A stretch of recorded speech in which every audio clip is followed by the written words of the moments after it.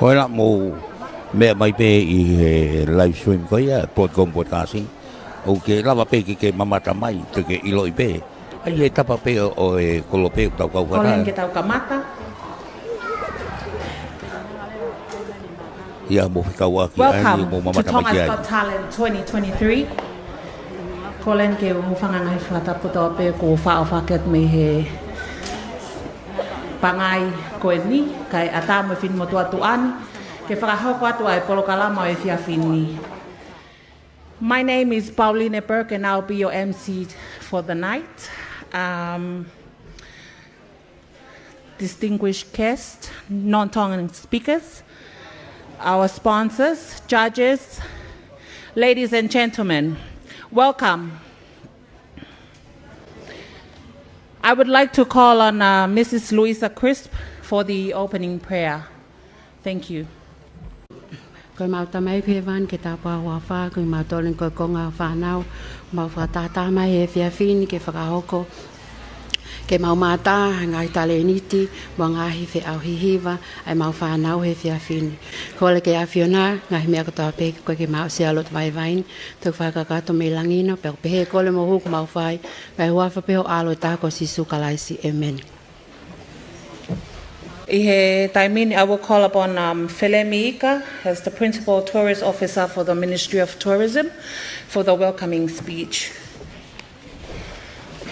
I would also like to extend a warm welcome to all members of the audience who are non-Tongan speakers. Welcome to tonight's event. Ki motolu mo kau Fe'auhi o tau koe ni tawange ke mo ma o ha Fe'auhi o fono fefia ma ke fono emberino maro.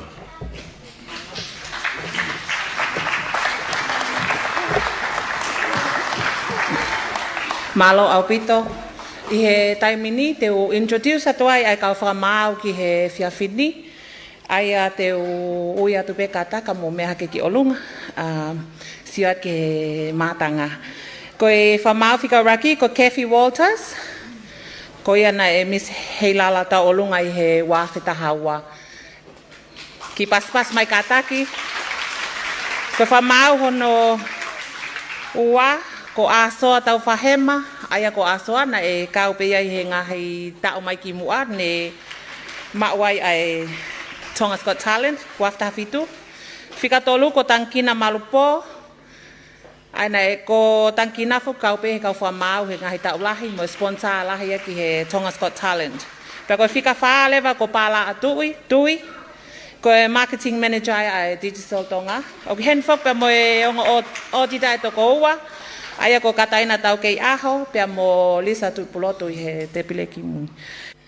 We have two categories for the night, which is, the first one is the children under 12 years old, and then the second category is the 12 and over. I would like to call upon the first contestant for the night, Sione Kuli Matua Tatu, to be on stage.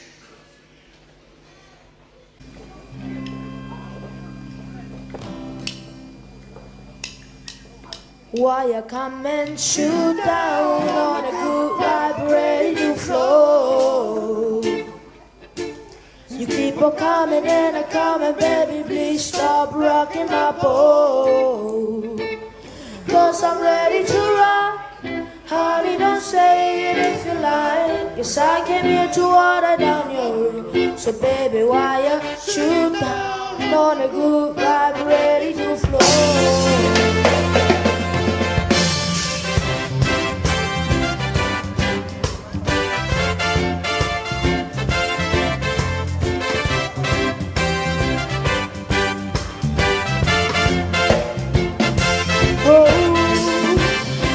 I'm on a good vibration, so whatever I am facing can't get me down, down. 'Cause if this is love that I'm feeling, then I'll never let the ceiling go. I let it grow. There ain't no need to start your crying.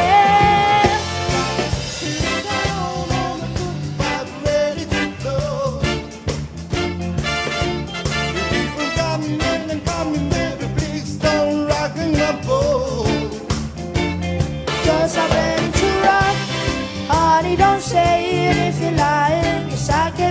water down your road. So baby, why you shoot down on the good vibe ready to flow?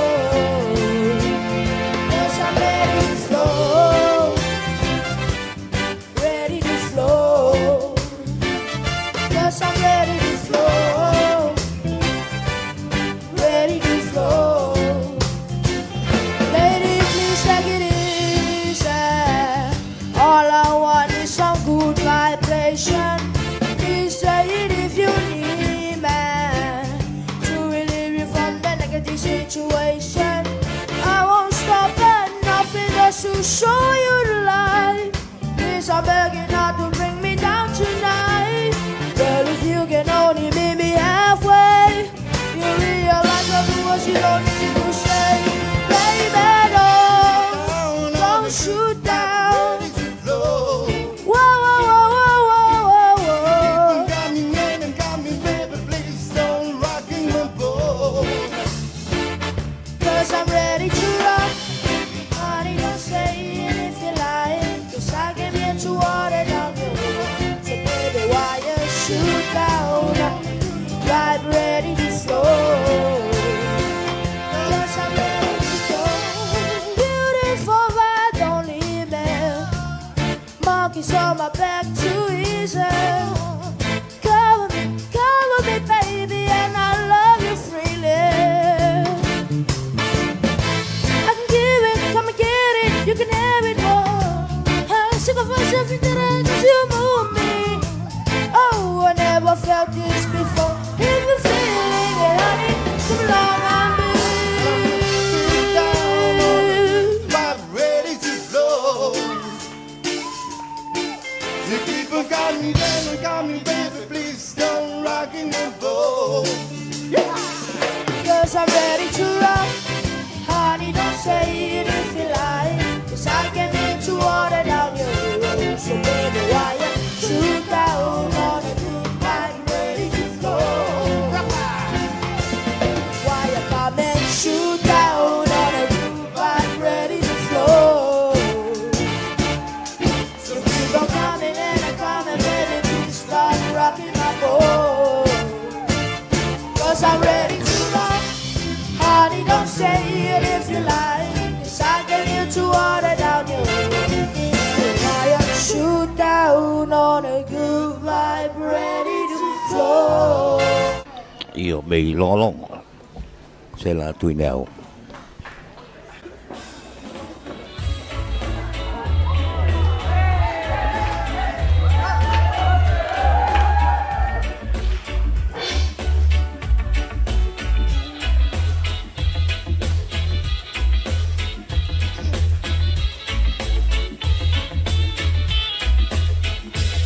Feluteni e ku ofa tai osi ki osino ko e kuloi e fia fitala manongi ho usino he ofa mo oni Feluteni e ku ofa vividi ki osino mo imisi si kakala ate fili ke utaleva ki Taleniti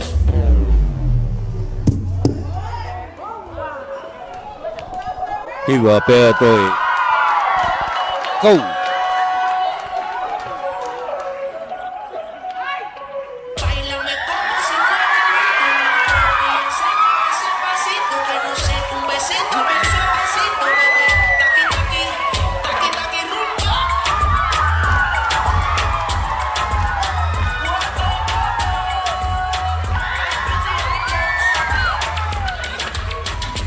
Careful when you come through my way.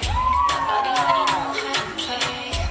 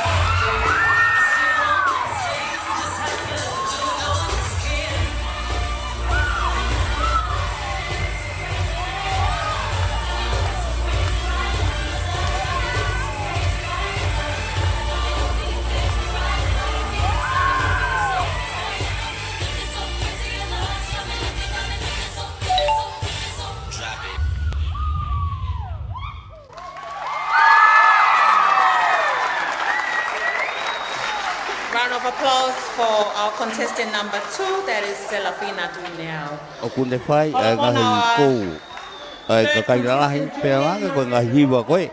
O hiwa koe ni he whānau, ko ngahi hiwa ai, au ton ka hiwa ia, e he ka kairalahi. Ka kehe, ka koe whakare ale he whoki o Taleniti. O nau, koe Taleniti e tō taha koe ni, ai a koe hiwa, pēr lava pē, kene hanga o taunga i sipinga koe a kaupālangi, i he kenga koe a kaupālangi. Kono Talenti ia ona, ka neongo ne fu si whau, ki he ngahi kou pē ko ia pē moe ngahi hiwa koe ia rea koe hiwa o kune. Whika tolu.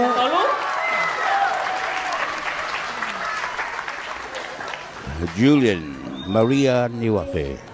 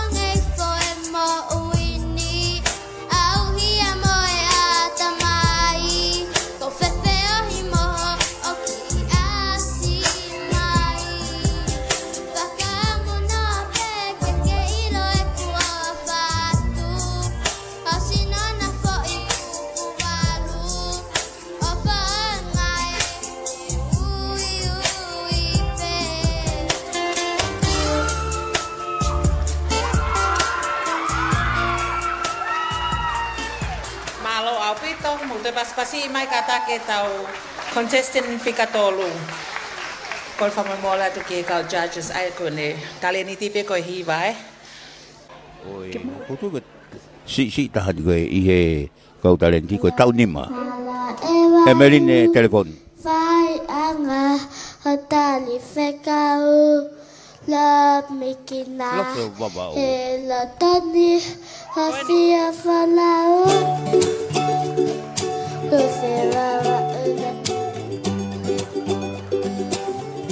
Vai anga tali Fe'auhi.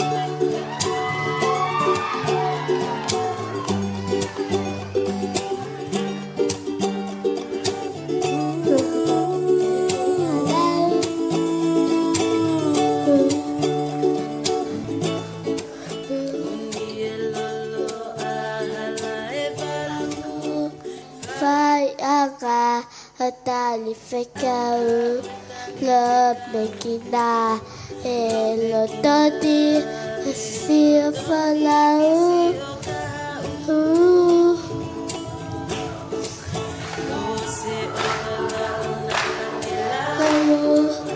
This is Heilala, Himabalu, Kakaladi, Kofi ete, tu mama tu. Nonga ai elatonu Safia falau Afafi pu Mate falau Hai uni fi Sekuladani Ia kenasi si ita imuni tafasai fua goodbye talai taisi.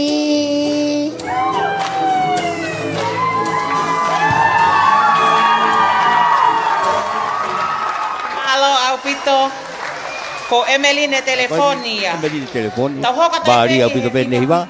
Ka ko mea te pu e kai ki ai ha pe ke ai ha ne ma ko ke kau pe ka kai e po ni va na pasi Kola ke matanga ke mokata ka paspasi mai tau contestant fika fitu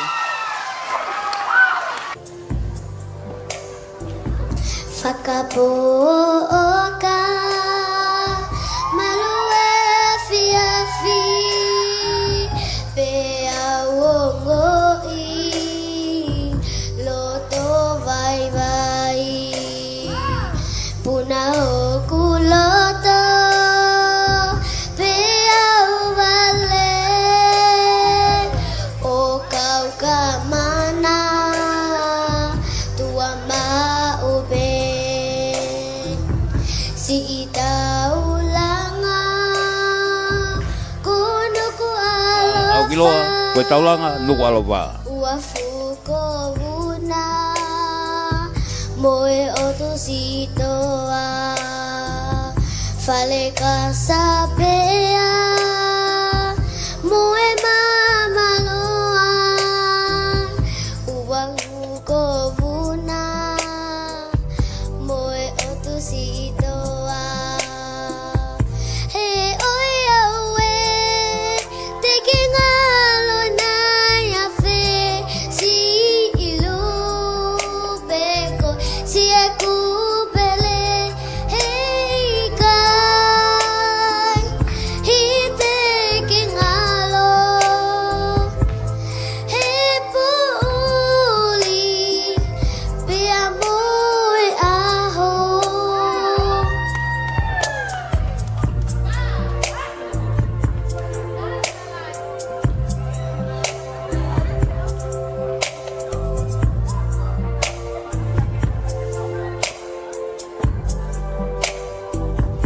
Fakapoka malue fiasfi Fe'auhi loto vai vai Puna hoku loto Fe'auhi vale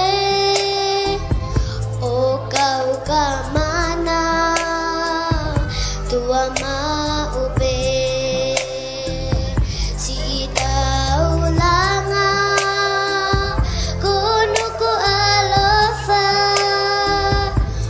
Fuko Vuna Moe otu sitoa Heto Te au mai Ua si inonga Fale kasapea Halo au pito. Paspasi mai kata kita. Mari ni pasi ko ia nai pili. Yes, junior moala. Pe ko tui pe nai pepe. Ai kamata ke expose ko o EM Tongi. Kamata pangi Fe'auhi pehe. Pangi Fe'auhi pehe o o koni ke taimi ko tu mo nga I he American Idol. Ko tui e pehe pe a Serene Beriesi Junior moala. Koeni ngari ko sai ai foi soundtrack koeni mere pina o hopo kata hong fulu ai ko hiva me kol ho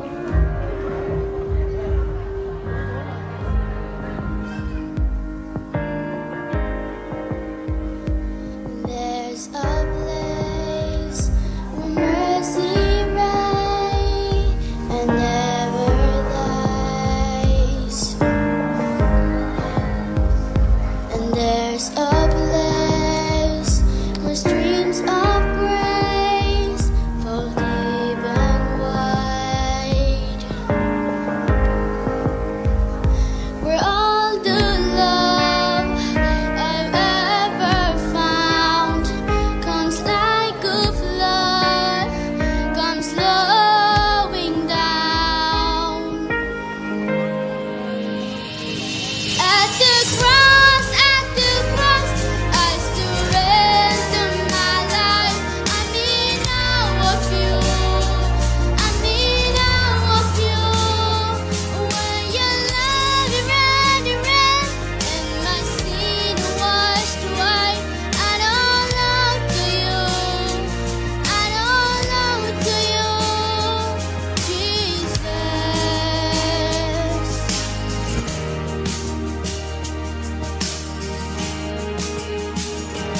There's a place for sin and shame are powerless, where my heart has peace with God and forgiveness.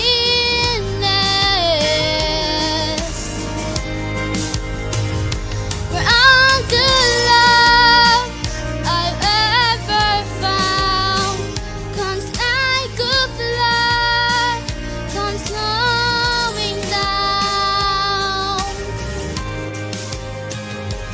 At the cross, I surrender my life. I'm in awe of you. I'm in awe of you. When your love ran and my sin washed white, I don't know to you. I don't know to you. Here my hope is found. Here on holy ground. Here I bow down. Here I bow down. Here I'm soaping white. Here I let the save my life. Here I bow down. Here I bow at the cross. I surrender my life. I'm in awe of you. I'm in awe of you. When your love ran and my sin washed white, I don't know to you. I don't know to you.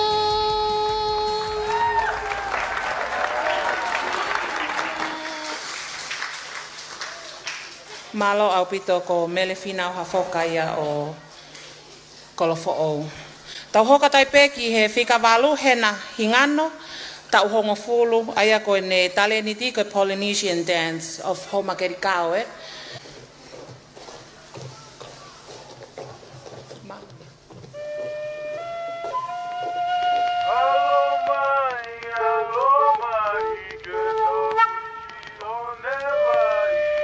He ma hingano tau hongo fulu.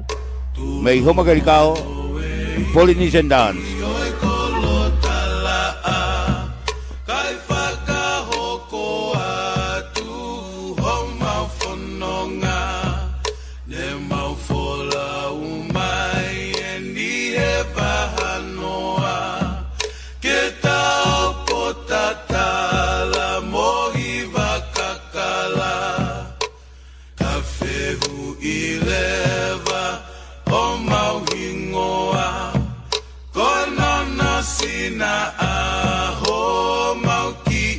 waka kono no sina aho maungi I waka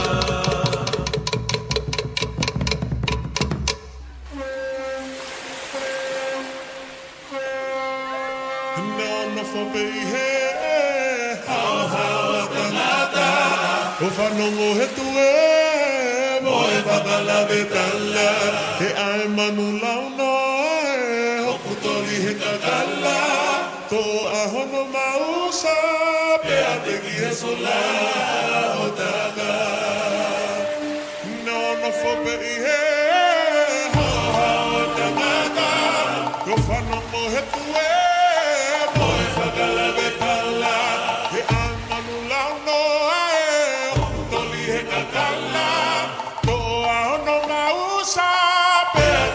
Sola otaga Heilala o fifili ka te whakamatala ko mau ve'ewe tui ki hapota tala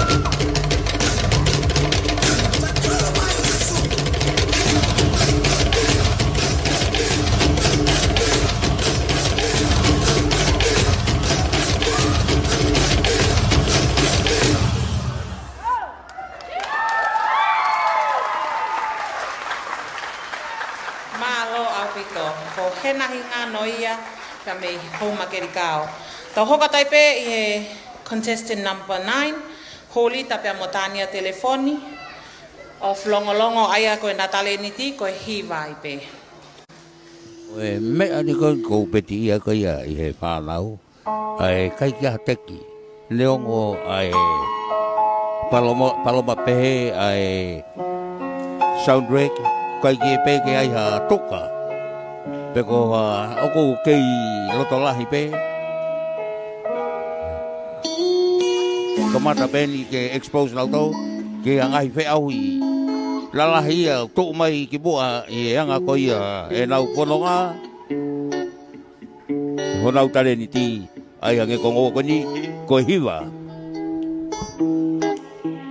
Can you feel it? Can you feel that fire burning? Can't conceal this. All these emotions inside.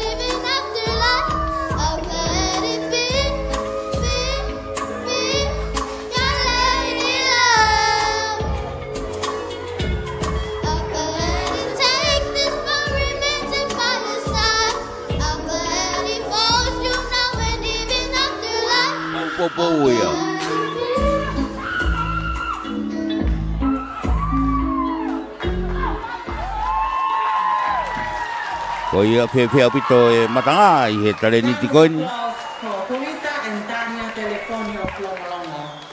Next up on stage, our contestant number 10 is Winston Tuitawake.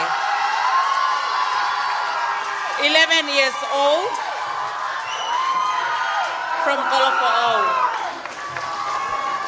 Popo lah kita kau palang koe family ko kau Tonga kau popo ko ni he asu mai ko ni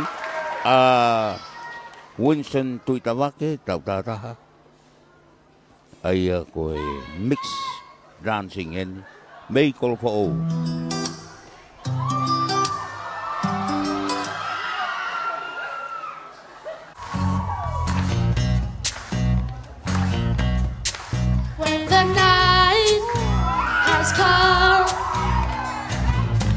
And the land is dark, and the moon is the only that we'll see. No, I won't be afraid. No, I won't be afraid. Just as long as you stand by me. So darling, darling, stand by me. Whoa, stand by me. Oh, just stand now. Stand by me. Stand by me. If the sky that we look upon should tumble and fall, if the mountains should crumble to the sea, I won't cry. I won't cry, no, I won't shed a tear. Just as long as you stand by me. So darling, darling, stand by me. Oh,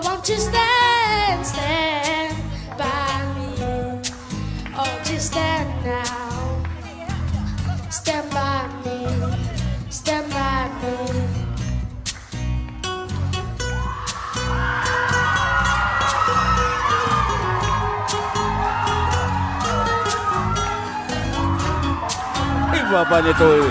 E o toi wai koe no silo. Tonu au pito peke vasi. Winston tui tabaki.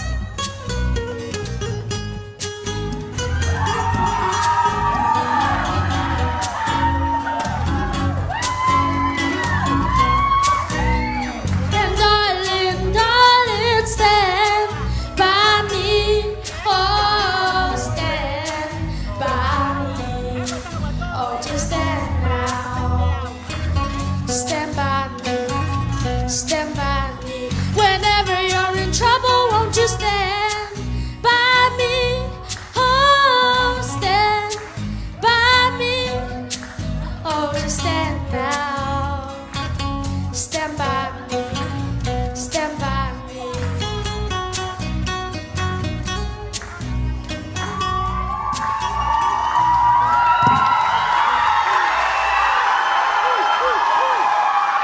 Malo au pito ko Winston tu tabake ya. Waia. Wha aki pe. Kau wha mau ke pasbasi. Kau palang, kau tonga. Is vai utu kakao veikoso of haafeva te fisi pili kono taleniti ko TikTok. Hoko mai ki ai a se misi pe mo meletangi sitake. TikTok Dance Challenge 2023 April. Io haafeva ia. TikTok haafeva. Pe mo te fisi, pe mo pili. Vai kakao veikoso.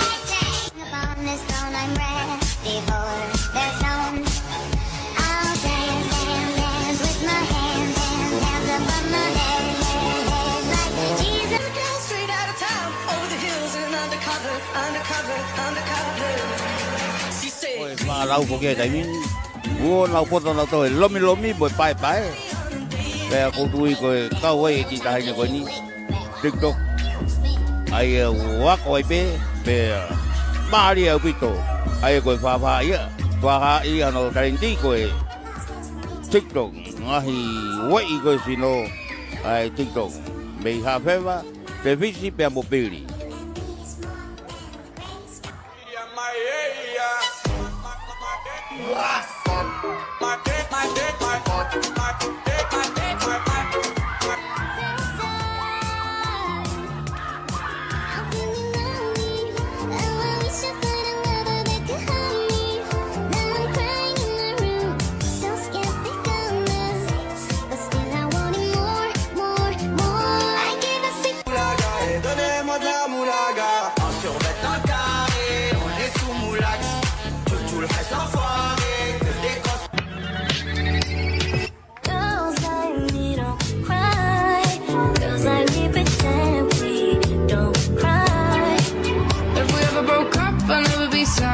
About everything I thought we had if we ever broke up.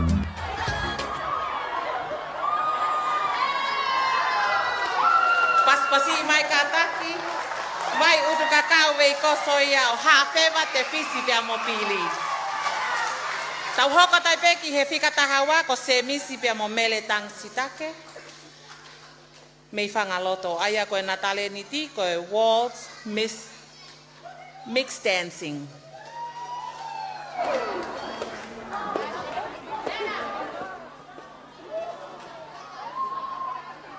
Katakola ke matanga ke mo paspasi imaya e contestant number 12.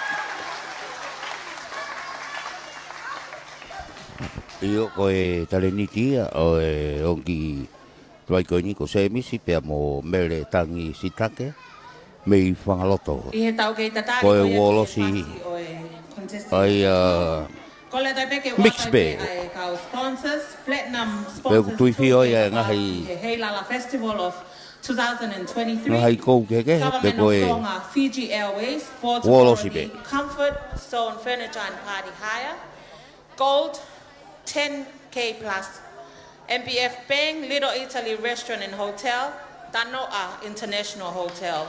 Peko Bronze plus sponsors, One Talk Tonga and Chet Save Taufonua.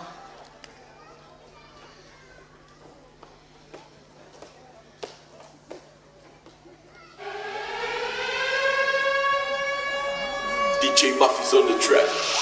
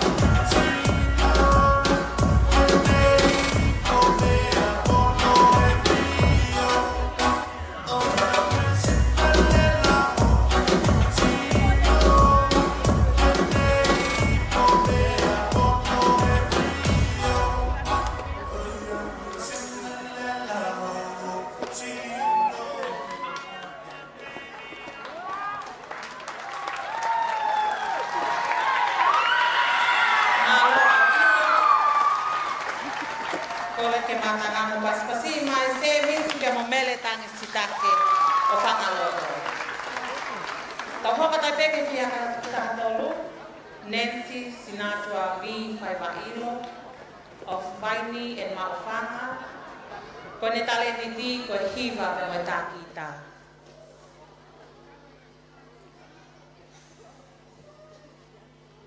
Ko Nancy Sinatra fo ta hai ka Fifteenth tu mo hiva ngai ta ko ia no fulu mo fit ngo fulu ka hingo ki ai to ta ha Taleniti ni ko Nancy Sinatra Nancy Sinatra vi Fe'auhi tau ta ha ai kono Taleniti hiwa mo ta kita mei vai ni be mo mafanga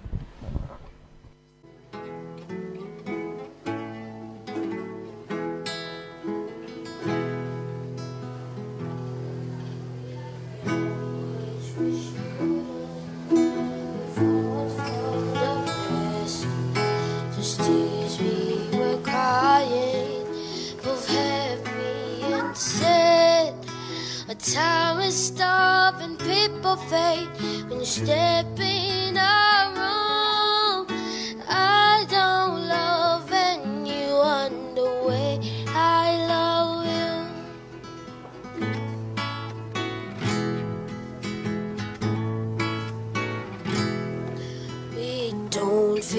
the silence, you read like a book. I lost a decade, or one of those looks. I will give the ocean up to swim in your blues. I don't love anyone the way I love you, the way I love you, the way I. If I know what love is, it's because of you. You light my fire, yeah, that's the whole truth.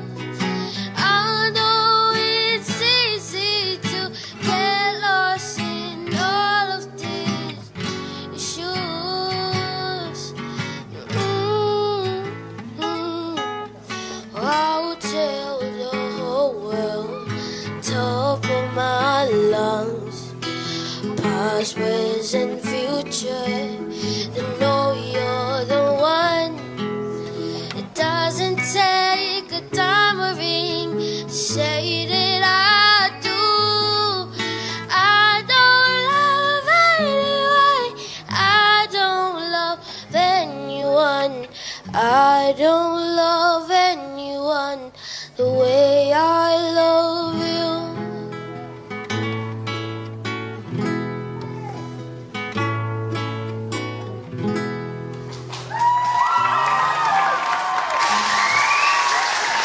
Malo au pito ko Nancy Sinatra vi whaiwai loia o vai ni pia mo maufanga. Ko le ke mata mo kata ke te paspasi i mai. Tau hoka taipe ki he whika taha wha ko Henry Lomu aia o sopu. Tau taha taha aia ko no Taleniti ko hiva pia mo tā ki tā. Ko ngahi Taleniti whokene whanau tupu e whanau tau whenga ke teke. He koen ka pau ko tau wau ki American Idol, who knows?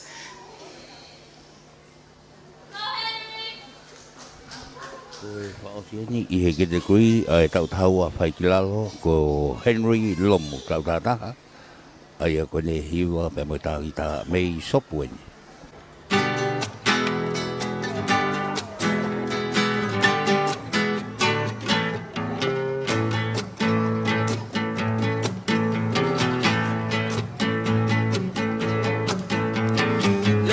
Job in the city, working for the man every night and day, and I never lost 1 minute of sleeping, worrying about the way things might have been. Big wheels keep on turning, brown Mary keeps on burning, rolling, rolling, rolling on the river. Rolling, rolling, rolling on the river.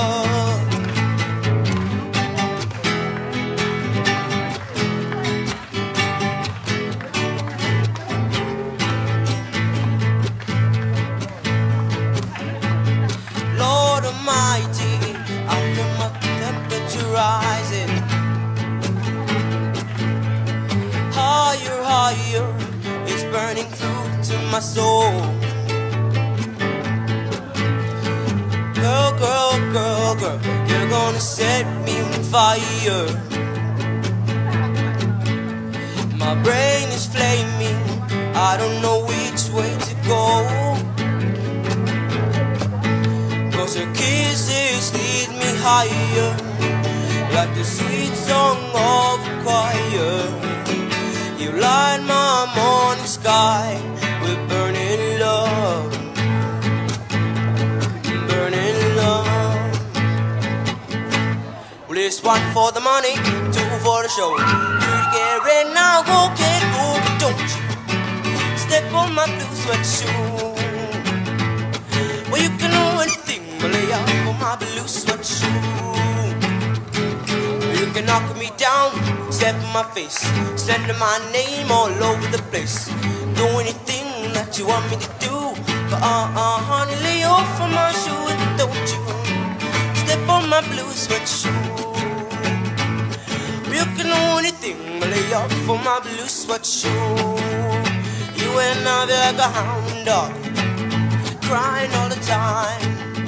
You and I be like a hound dog, crying all the time. You ain't never got a rabbit and you ain't no friend of mine.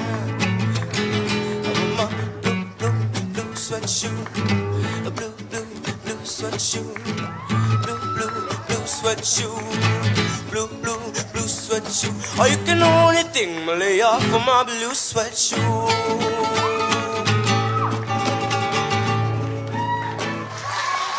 Vậy cậu để ý kì tụi ta có nhỉ phía mạo họ cậu ta mẹ cái cậu anh ấy thì nào ta ngay phát sinh mà liền là đấy vậy á tu Eleventh về phố kỳ kỳ cậu biết có Creedence Clearwater Revival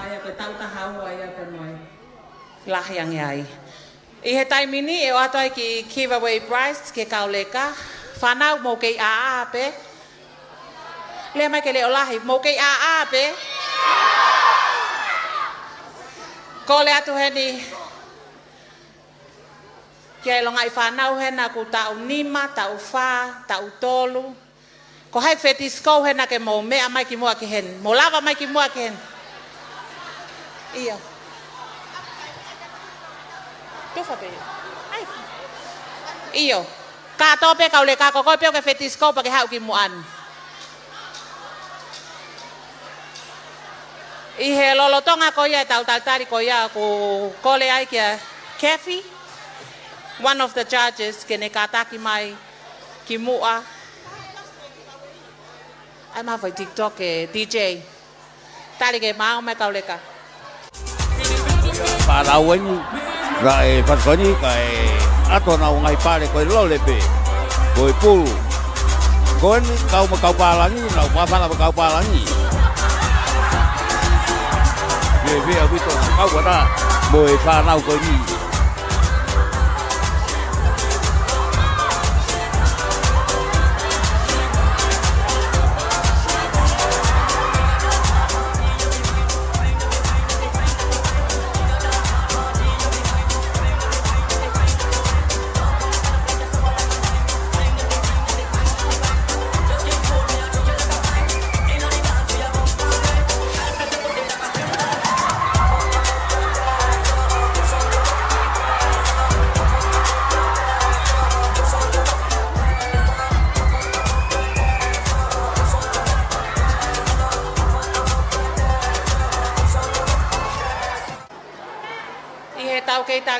I would like to call upon the stage one of the judges, Kathy Walters, who won Miss Heilala Tau Olunga 2012, for a special number this evening.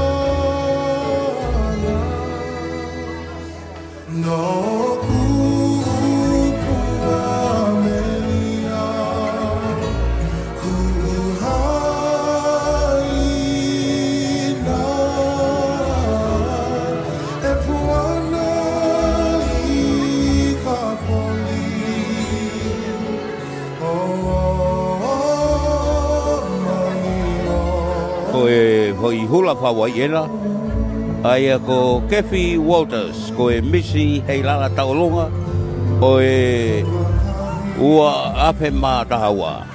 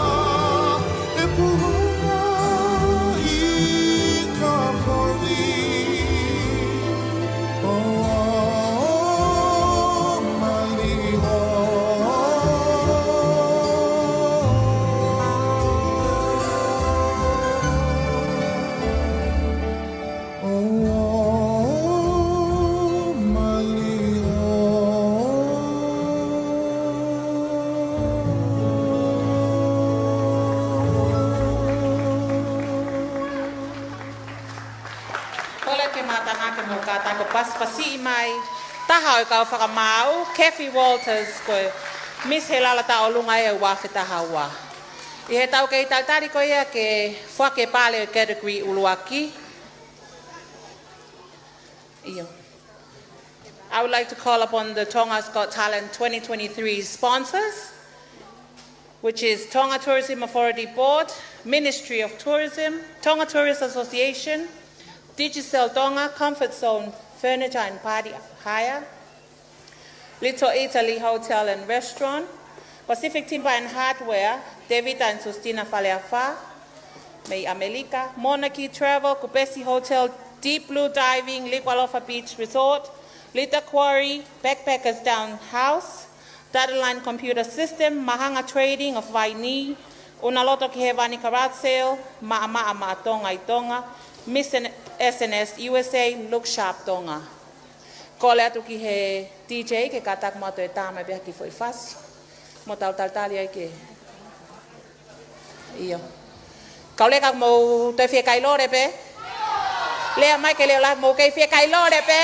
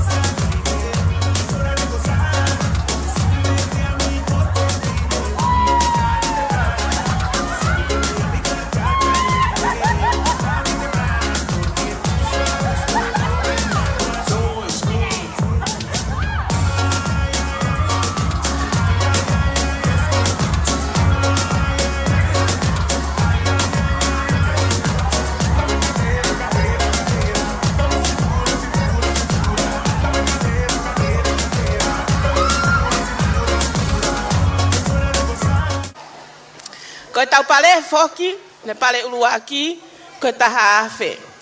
Pale ua, ni mange au, pale tolu, ko tolongi au.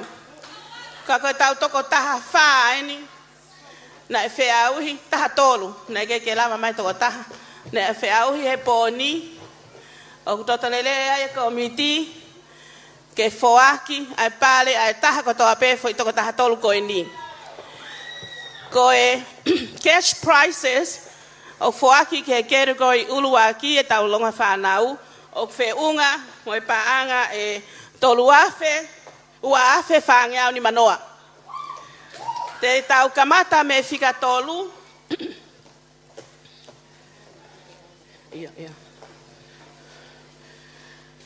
o kuma uia e hulita mo tania telefoni. Tulita tania lama mai homo me ofa pa anga eni manoa ka taki motoki lama pe o se ta Miss Heilala o ma homo pa anga tang pe ka mami ke to kau ke ofisi tak mamata fika ta hawa emeline telefoni pa anga ni manoa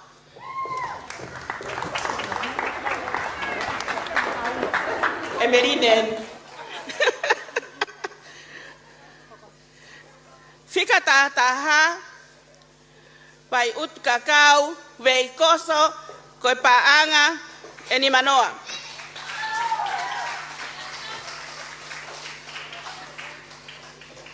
Fika hango fulu ko se misi mo meletangi sitake paanga e teau. Fika hiva ko Shalin Moala paanga te au. Se misi mele tangi sitake. Fika valu bele hafoka finau hafoka paanga te au. Fika fitu o kumau ya esione kulimatua tatu. Tatu. Paanga te au.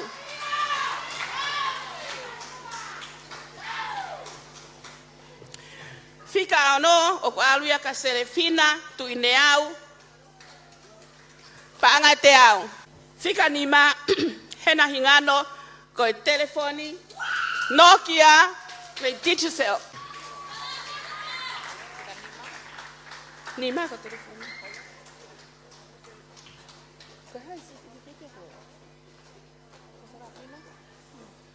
Serafina. Oh, ko telefoni. Sorry. Iyo. Ko hingano ko Katak fa mole hena hingano telefoni. Fika nima.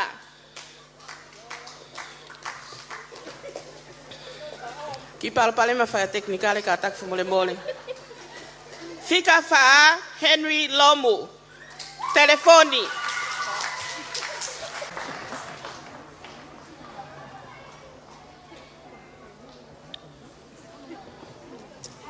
Fika tolu o kumauia e Nancy faiva ilo paanga e tolu ngeau.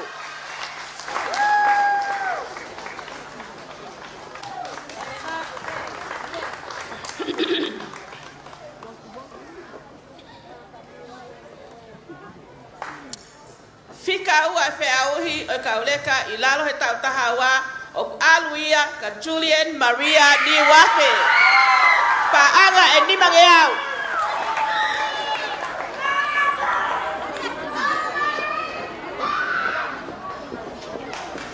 Julian Maria ni wafe. Paanga ni mangeau. Pas mai.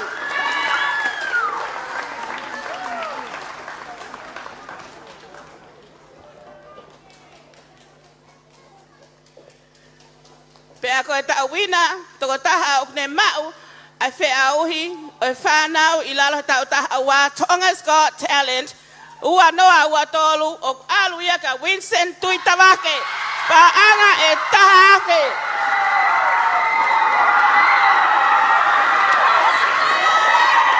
Vincent Tuitawake, paanga e taha ake. Mo pas kiai.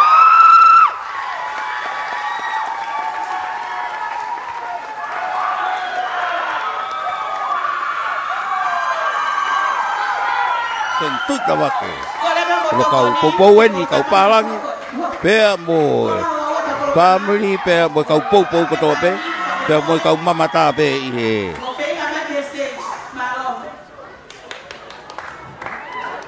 Malo au pito kola te peke te hapas pasi, mai kau Fe'auhi hono uwaki. Kole ke tau hoka tai peke he category hono wa, aia ko e tau tahawa pea mo te lahiange. Ko e fika uraki, ko funaki hala toko ua. Fika ua ana moala melaya ni wafe, fika tolu, funaki, fina ua fa. Fika fa sio kapes Antoni, fika nima savenata na ufahu, fika ono Elisepu moala. Kole kataki ke mo whakaofeofi mai ke stage, he vave peta o taini kataki.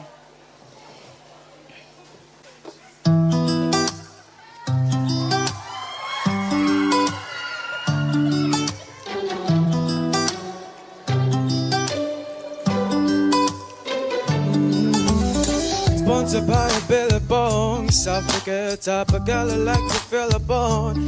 In the water, really wanna rock a boat like a hurricane in a perfect storm. Loud, asked her where she gone away to. Said Holly Ewan. Said she loved the North Shore, bikini topless, got in and pawn short. Bella. Can I wait in the water, can I wait in the water, can I wait in the water until I catch you wave loud. Can I wait in the water, can I wait in the water, can I wait in the water until I catch you wave.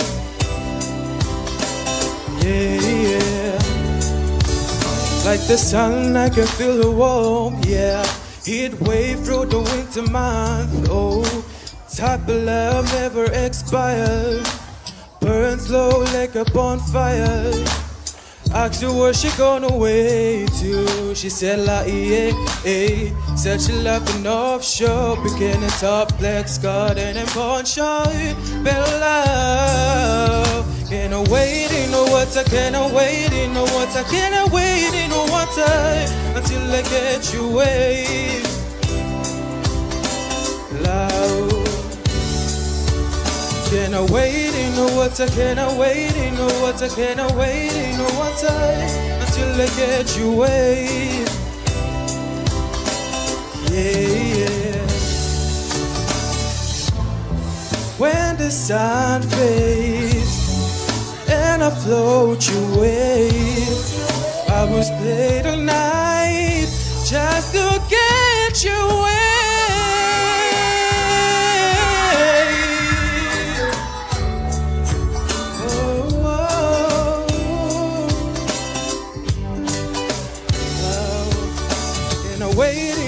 Can I wait in the water? Can I wait in the water until I get you away? Yeah. Go deeper into nature's arms. Cascade like one may fall slow. Pipelines through an open sea. I'm in love with her currently, yeah. I asked her where she gone away to. She said, "What may I?" Said she left the North Shore, bikini top, black scarred and then born show.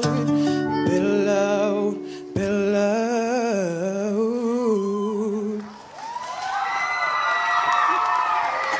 Kata kamu pas mas mai kofi funaki hala toko ua ia o vaini.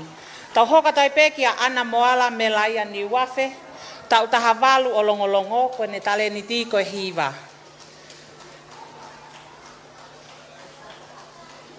Kole ke matanga ke maukata ke pas mai ki he tau whikaua o e tamai klalahi.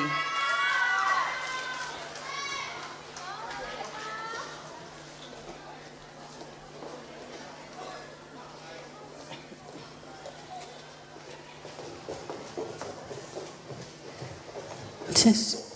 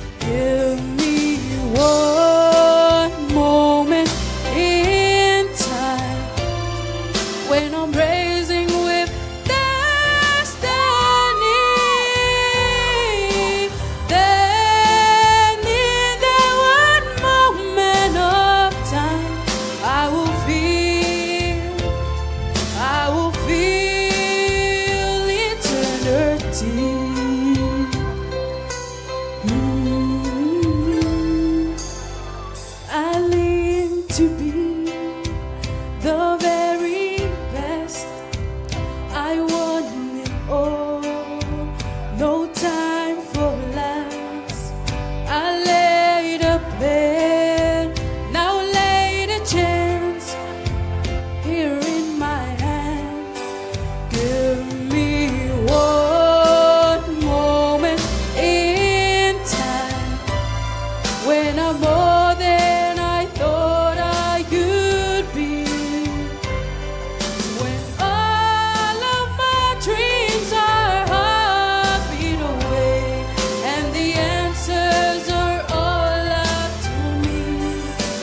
Give me one moment in time when I'm raising with destiny. Then in that one moment of time, I will feel eternity. You're a winner for lifetime. If you seize that one moment in time, make it shine. Give me one moment in time when I'm more than I thought I would be. When all of my dreams are hobbied away and the answers are all up to me. Give me one moment in time.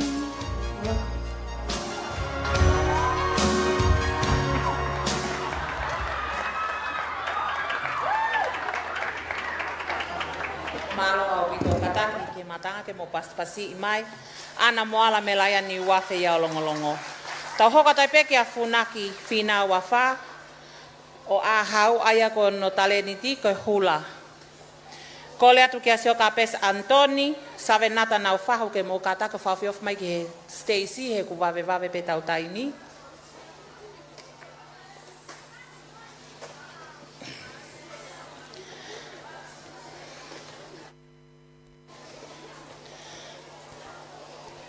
Ko le ke kata ke mo pasipasi i mai a funaki fina wafa.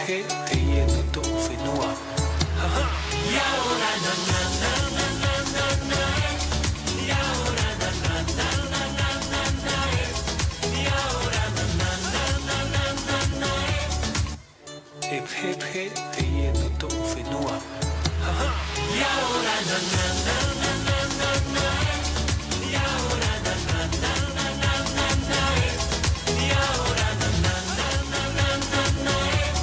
Ya ora na na na na na na na. Ya ora na na na eva ya ue e whenua nehe nehe. Wariro ho ia e moe moe ara ana te maura te re. No te una te moana te mauwha. Wariro ho ia e o te ora no te mau maohi. Awe hua tō tara te moa. Wahaha te mama haere mai. Ya ora na na na na na na na. Ya ora na na na na na na na. Ya ora na na na na na na na. Ya ora na na na na na na na. Te una te moana. Te mauwha te mau pepe. Wariro ia e te o te ora no te mau maohi. Awe ua tō tara te moa. Wahaha te mama haere mai. Ya ora na na na na na na na. Ya ora na na na na na na na. Ya ora na na na na na na na. Ya ora na na na na na na na.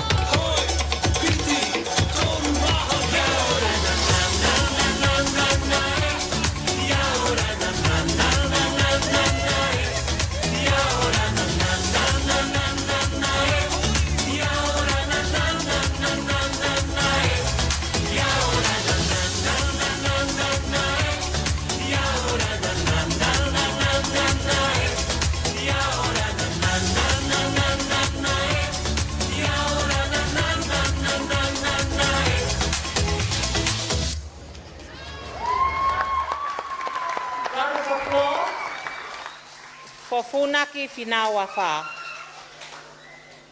Next up on stage is Siokapesi Antoni tautahaono pe mi hateiho. Koine taleniti koe hiva. Kole tai pekia savenata nau fahu ke kataka ke whawhiofi mai ki he stage. Ka pehe foki he hihifo dancing group Neo Masalu Salo te lang lang sentuli kioa. This. Moki paspasi i mai kataki ai. Tau Fe'auhi fika fa Siokapesi.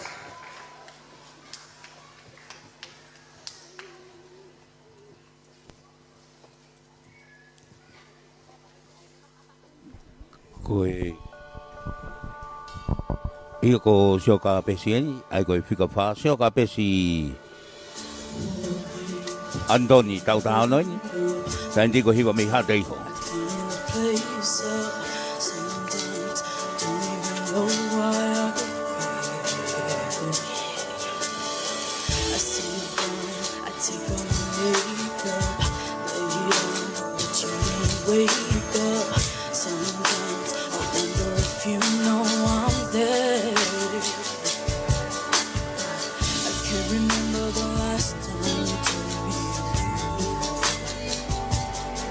And I can't remember the last time that you said anything at all.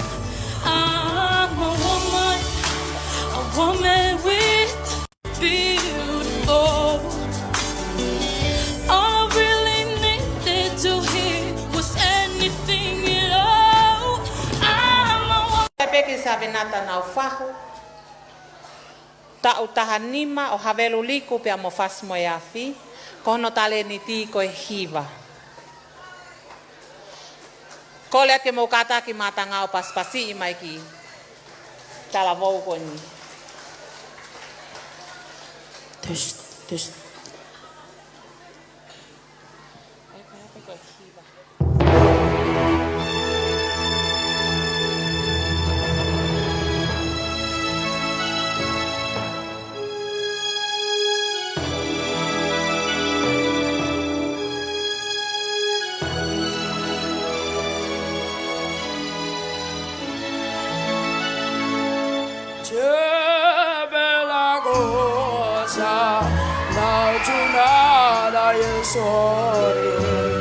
La ria serena, dopo una tempesta, bell'aria fresca, dopo una tempesta, se bella cosa naltuna e sole.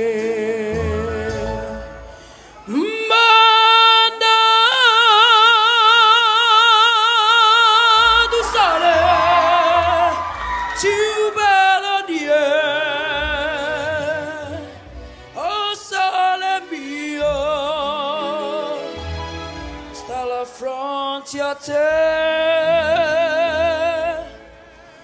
oh sole mio, sta la fronte a te, sta la fronte a te.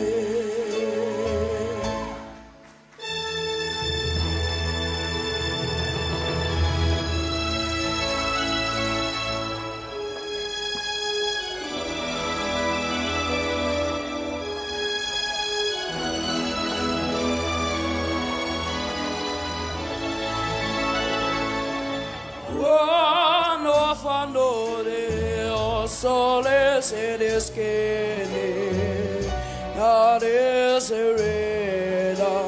la marini culia, se da festa, te van se festa, quando fanno de sole se deschiede.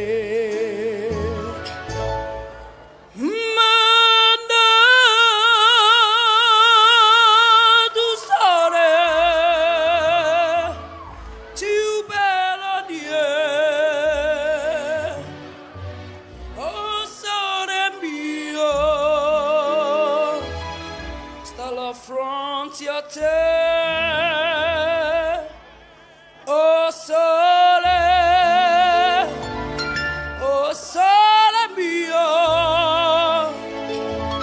stalla frontier te,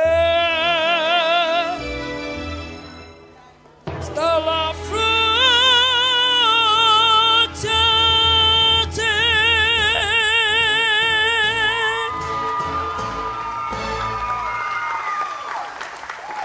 Malo au piko, ko save nata nau whahuia o havelu liku pia mo whasmoi a whi. Te tau hoka tai peke he for dancing group. Ia monu ia wasi Aia, asme nau- mua o mai mai bei nau he Taleniti. taleniti koina le pariari koina. Ia hiwa whoko ne sole mio ko usio atu pe ki he ki a anolo manu ko tui pe kia ne ki manat meri e pe mo chowi mataele ke taim koina na whaahiwe hiwai. Kai ke he ka tau hoko atu? Hihi for dancing group. Whawhiofi mai a Neo Masalu, Salote Langlang Sentuli Kioa, Ofa Pupua Whakalata Youth Group, Elisiva Utulongo Kofe. Mo kātaki he ku api api pe tau taimi. Mau?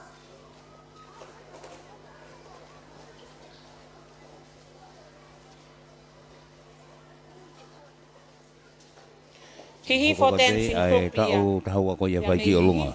Ko whai watu i whio.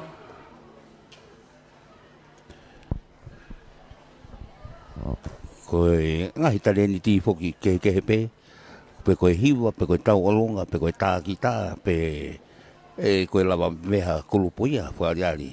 Koe taleniti ana utolu koe tā o lunga. Kulup do lahi. Tange koe ni ko hihi fo. O ku ato ai pia ai whamalo ka ki mautolo no kātua e mātangaha mou ke ino fo mai he whiawhi koe ni. Kai pehe whoka ki nau tolo ko tō pe nau mea mai he tapa ko tō pe o e o pe. O ato ai o whalahi ati a ki mautolo no kātua. Ka koe hiwa ko ia mai sawenata na whahu tau tānima o sore mio hawe loto pe mo whasmafi. Koe monu i wasmi mua. Hoko hoko pe atu. Ai Taleniti o i Talavou koe ni.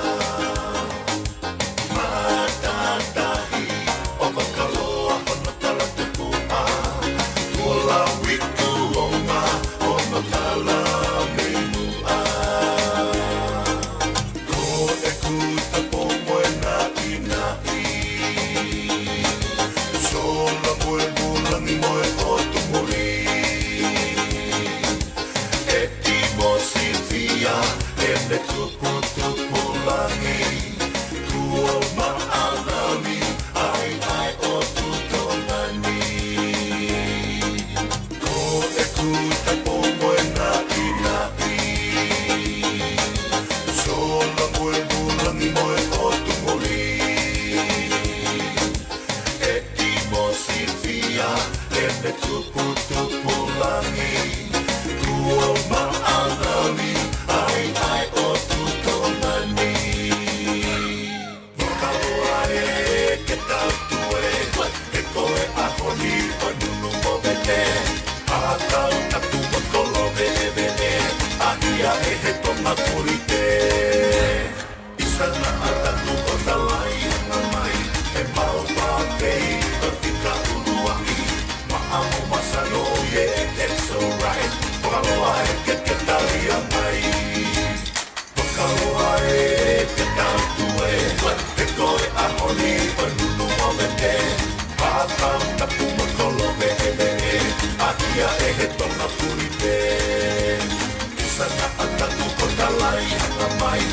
mau pape ka pika uluaki ma'a o masano ye that's alright walo ai ke talia mai walo ai ke talia mai what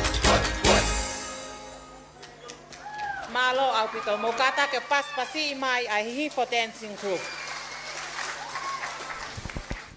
Maria Vito ai kau talu koia me hivo. Nau Taleniti nau talu ko pe ko tui pe ko nau fa kau pe ngai floso koia ngai mata tahi ko na o hivo nge ko wakaloa pe ko Nuku'alofa. Kata ki pe ku Maria Vito.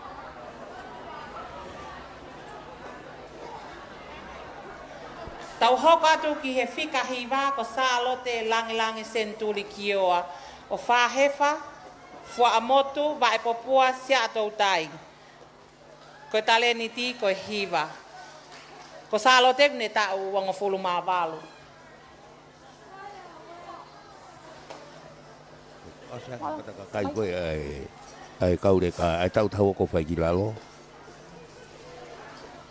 Na lau mau ka toa mai pe ai na na lau omi ka toa pe o wha nau Taleniti ai koe tau wha hiwa nia mo ai ko ku whiu holo koni ai hingoa ai neo masalu mau ki ngo tokolahi ai kakai ka ko tui pe toki whenga mai pe a neo anayang kako salote langi senturi kioen ta wabalu Taleniti ko hiwa mei whahefa mo puamoto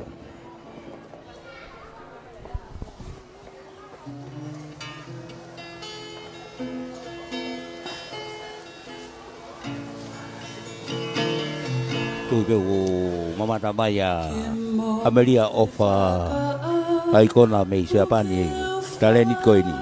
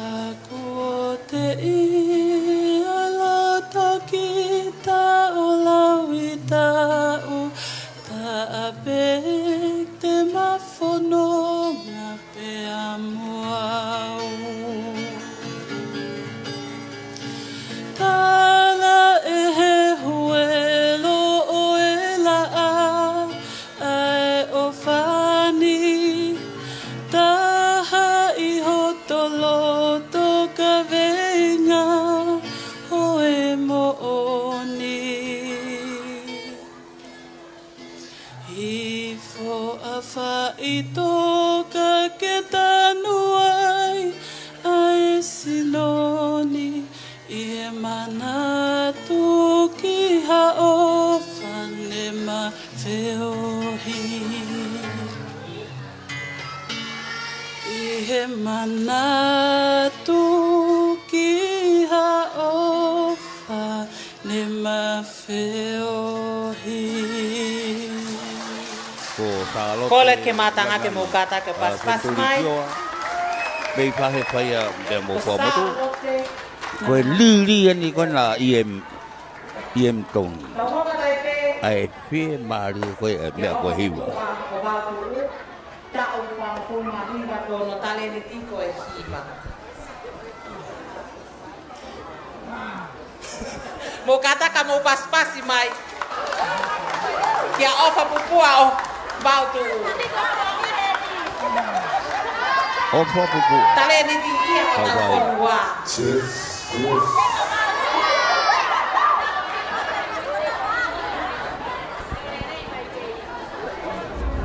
Wakaha mai ofa o teke ki motu a ko ia. Ki ewa teke to hiwa. Ke tau hiwa pe au ke tau wai. Science calling their own road.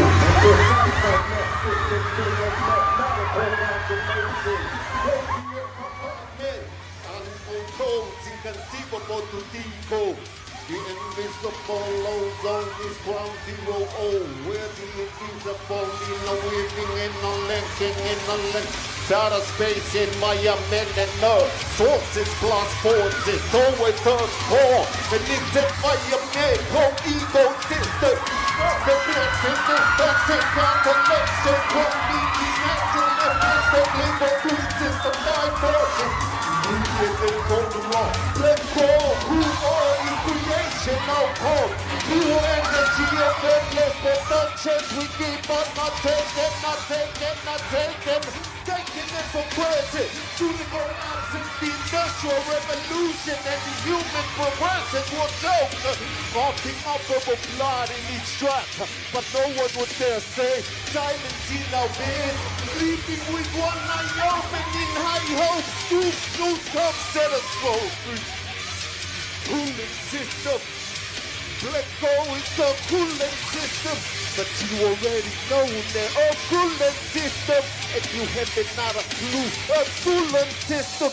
I'm flying frequency sensor. How they had kept our tenses between surface and zone. No. While hell breathes alive and well under our feet. He's nonsense. Malo aupito, ko ofa pupu aya o bau tu. Yo go tui pe ka pau whanongo neo masalu tau whaua. Ki he hiwa koin, maari e koi a ofa pupu au tau wha hiwa ia. Go tui pe toi whoki mai a neo masalu. Oke, to tahan ke ne whakalea e nau taleniti kata. Malo pito, ko whahiwa ko ni ne whaoia e siki pālelei, ko lead sing aia makulupu, pe ko whahiwa ko ni whakatau mu aia ki he tautupu. Pe ko e hingoa makulupu, ko whakalata youth group, me halaleva maufanga. Mau kata ke pas-pasi imai.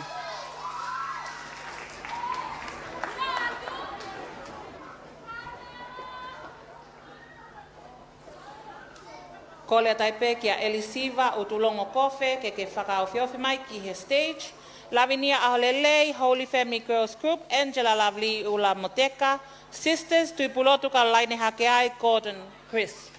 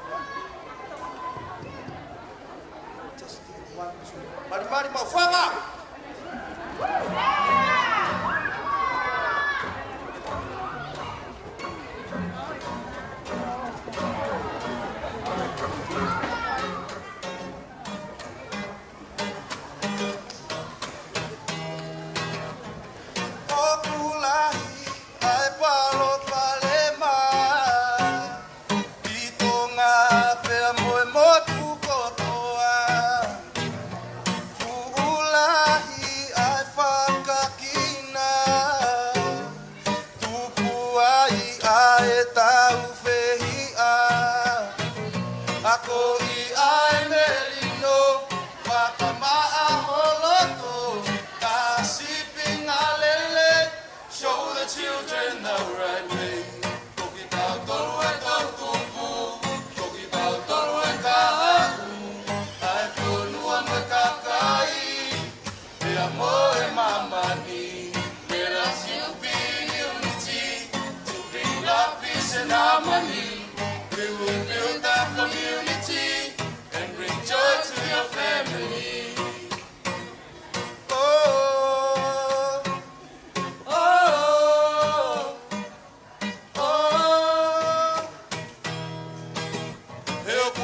Tauivi malava, ke solova ai palo palema, oku hoko I o tau whonua. Tukua ai si moe marijuana, tau whia moe kaiha. Pikini make tau tuki o lunga, o whaianga we o kuaunga. Toki tau tolu e tau tupu, toki tau tolu e kahaku. Ai whonua me kakai. Moe mamani, let us be unity to bring love, peace and harmony. We will build a community and bring joy to your family. Fia fia, koe mo ui o kusai, ko tala mo fuaki o fa e mo tamai. Feto koni aki moe fe o fa aki, ai o fa ke ki feta paki. Tua o kufika uruaki, pe o kutau lo kotoa peki ai. Taha pe whahinga tangata, o tua, o tonga, o hoika to whia. Ki tau tolu e tau tupu, ki tau tolu e kahau, ai whonua me katai, pea moe mamani. Let us be in unity, to bring love, peace and harmony. We will build the community and bring joy to your family.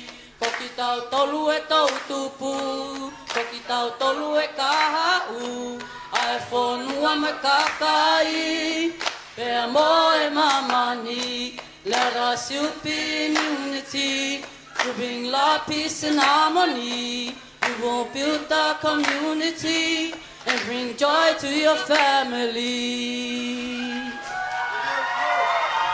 Yeah, people. Moi popo mai ai youth koi maupanga palata youth group be mo hanga na popo ki mana tokoni koi ke tupu ai ngai ale a koi na uwa na o mai ke fika ua ki pe ai otua I he tau ke tatari halale vai pe mo maupanga pa ta mai tupu ai pe tupu ko to sponsors ki he Heilala festival ai ko platinum sponsors over 20K above for Government of Tonga, Fiji Airways, Port Authority, Comfort Zone Furniture and Party Hire. Gold, 10K plus, MBF Bank, Little Italy and Restaurant and Hotel. Tanoa International Hotel. They got Bronze Plus, the one talk Tonga, they might just say Taufonua.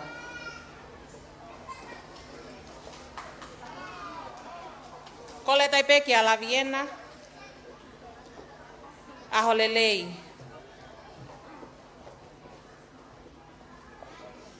Ko taimi eni.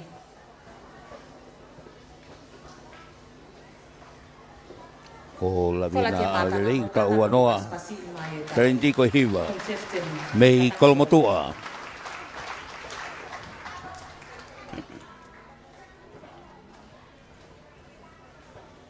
Ko le taipe ke Holy Family Girls Group, ke mo kataki o whawhiof mai ki he stage, kai pehe fo ke Angela Lovely Ulamoteka, Sisters. Tui pulotu ka laine hake ai, Cotton Crisp.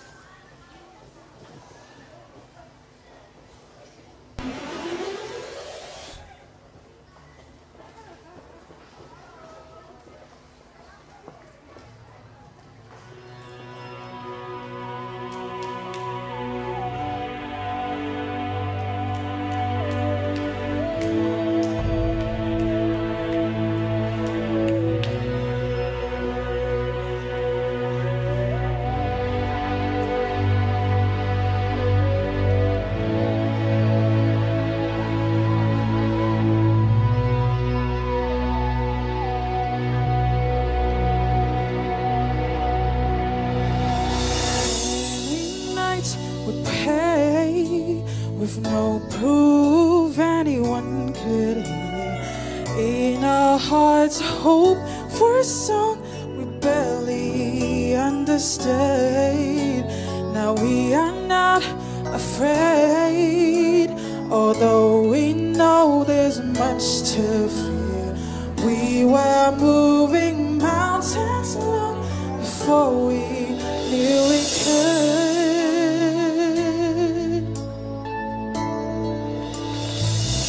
There can be miracles when you believe.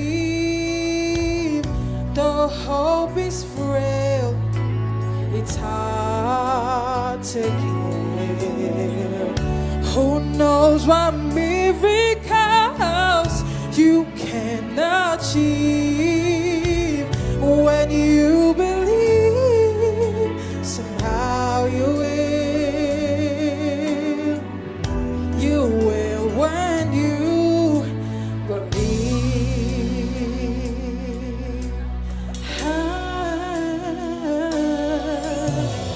In this time of fear, when prayer so often proves them, hope seems like the summer bird that's swiftly blown away. Yet now I'm standing here, my heart's so full I can't explain, seeking faith and speaking words I never thought I'd say.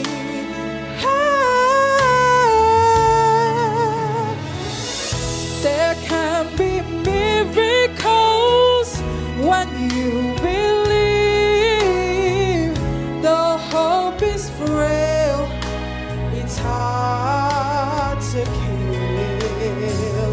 Who knows what miracles you can achieve when you believe. Somehow you will. You will when you believe.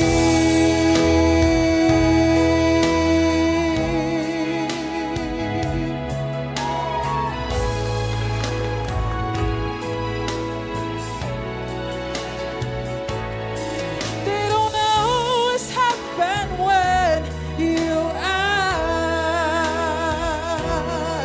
and it's easy to give in to your fears. But when you're blinded by your pain, can't see the way, get through the rain, as mama still reciting voices, hope is very deep.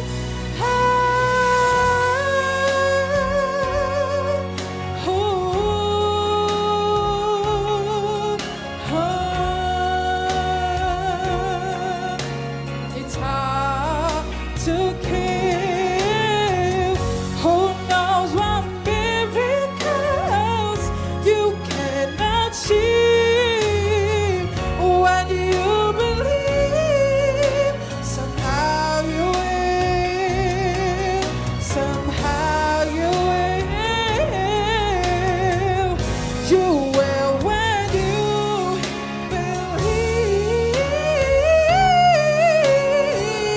You will when you believe. Malo Nukataka Paspasina, Labiena, Aholeleia, o Kolopakua. Teka ke tau te whaloloa, tau hoko te Io. pekataki ki e Holy Family. Whakapōwhai teunga, pia whakapōwhai leo. Toi tala wau pe ai i whiri mui a koe ni, patoi mahari e pe mohiwa koe ni na ne ngau aki. Ai ko hiwa koe ni, o kune hiwa ia e he toko ua. Ai ko Mariah Carey, pia mo Whitney Houston. Ka koe ni, o kune hanga pe whapongai ai le o koe ne ua, o Whitney pia mo Mariah Carey. Pea koe hiwai ki he whoiwaiwa koe ni. Ai The Prince of Egypt e tanoa koe ia ki a Moses e. Like blah blah blah. Y'all should know me well enough. Better help my mind. Better help. Better help. Better help.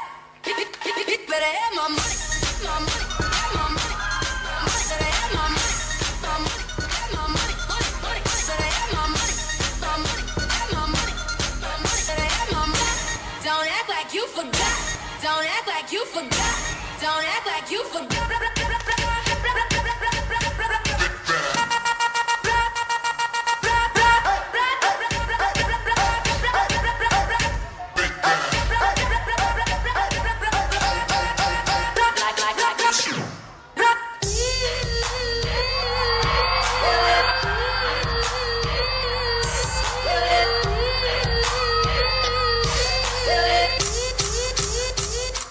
Don't act like you forgot.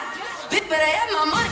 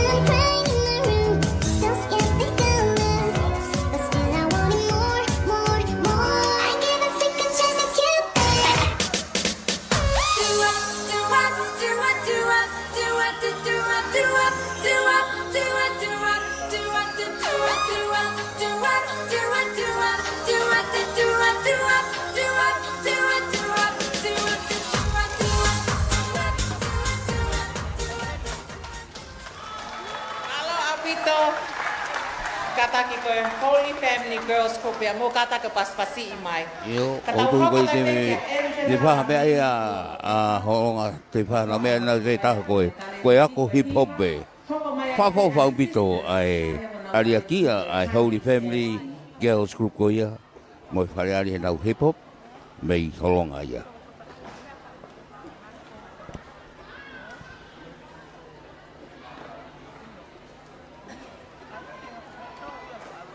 Kata kamu paspasi imai Angela Lovely Ulamoteka.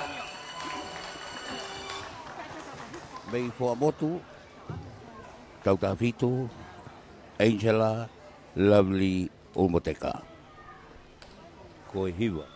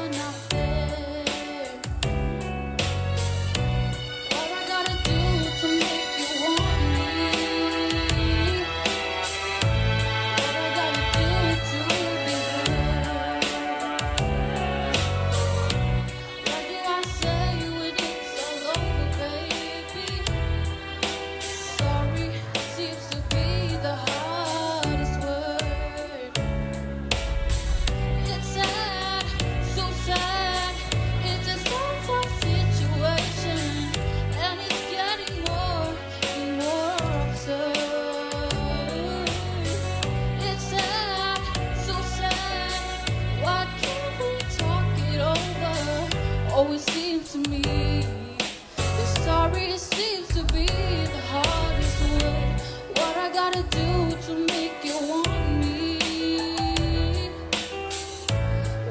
gotta do to make you care? What I gotta do when life distracts me, and I wait to find that you're not there. It's sad, so sad. It's a so-sad situation, and it's getting more and more absurd. It's sad, so sad. Why can't we talk it over? Always seems to me the sorry seems to be the hardest word.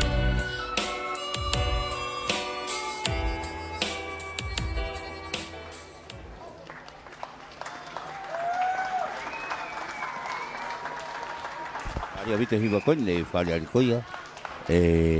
Koe ni mei wha motu.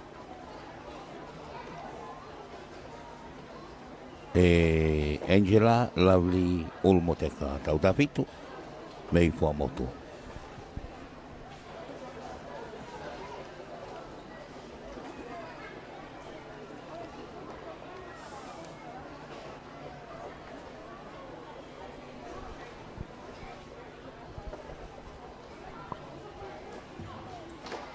Malo au wito. Kata kata uhoka tai pe ki he sisters.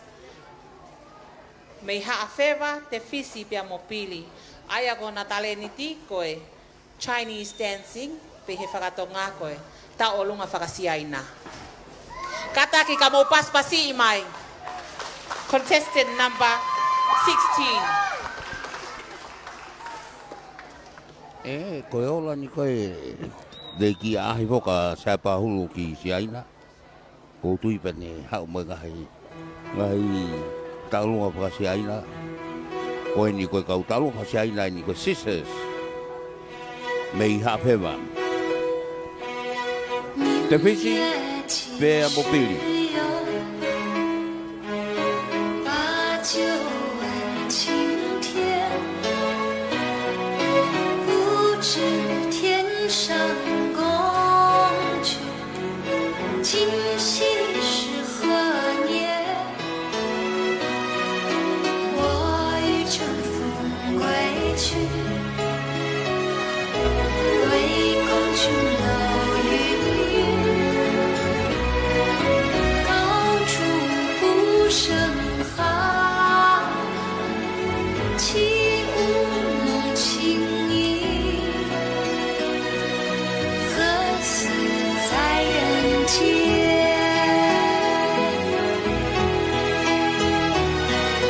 转朱阁，低火照，不眠，不应有恨，何时长相别？是缘。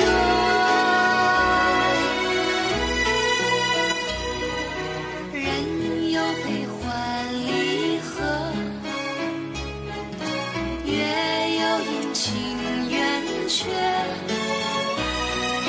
此事古难全。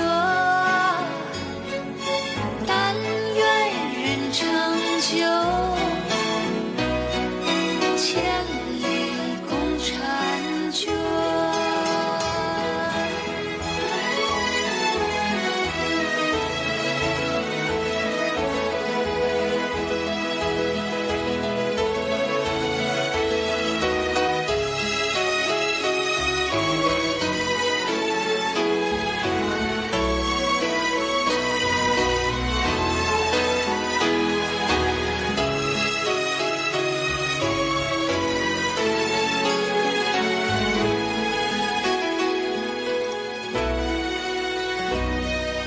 我欲乘风归去，唯恐琼楼玉宇，高处不胜寒。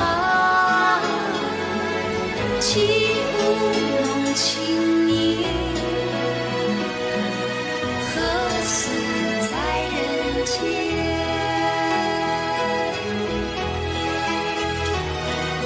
转朱阁，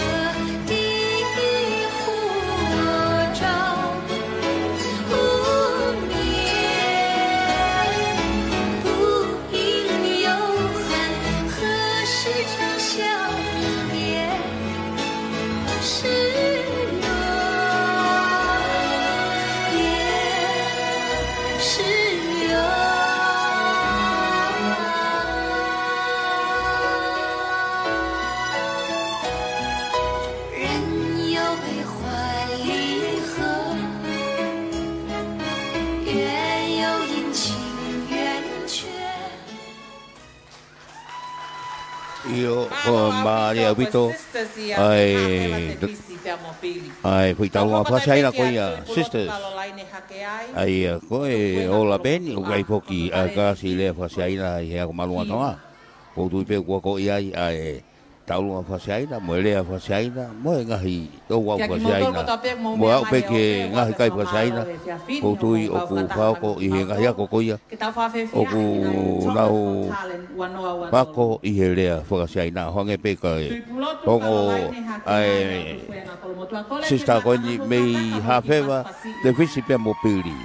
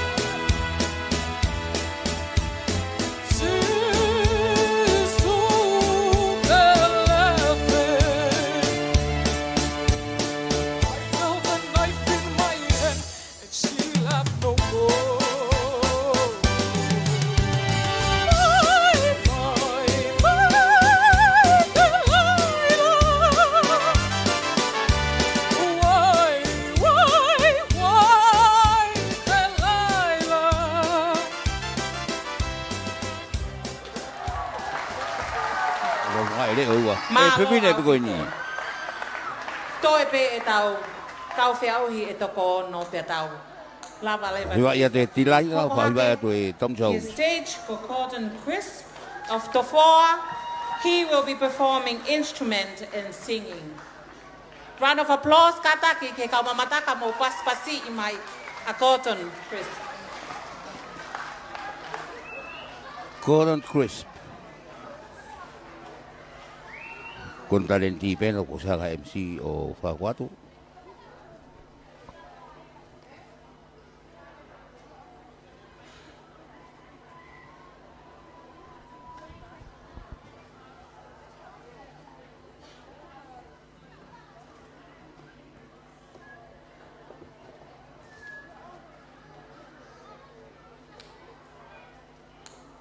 I'm gonna give you guys a very authentic blues experience, and if I ever make a mistake, make sure to cheer very loud so you cannot hear it.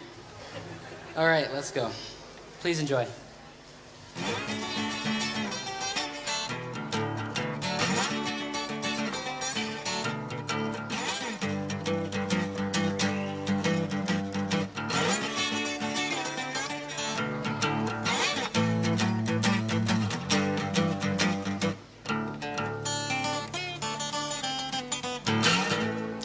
I'm getting up soon in the morning.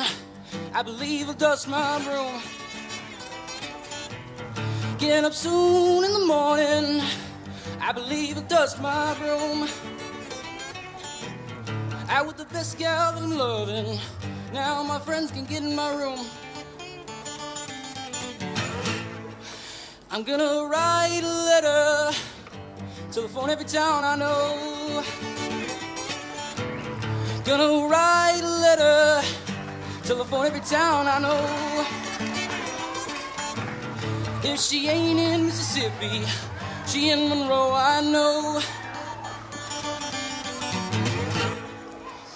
And I don't want no woman, want every downtown man she meets. I don't want no woman, want every downtown man she meets. She's a no good donut, she don't belong on the streets. I believe my time ain't long. I believe that my time ain't long. I ain't gonna leave my baby and break up my happy home.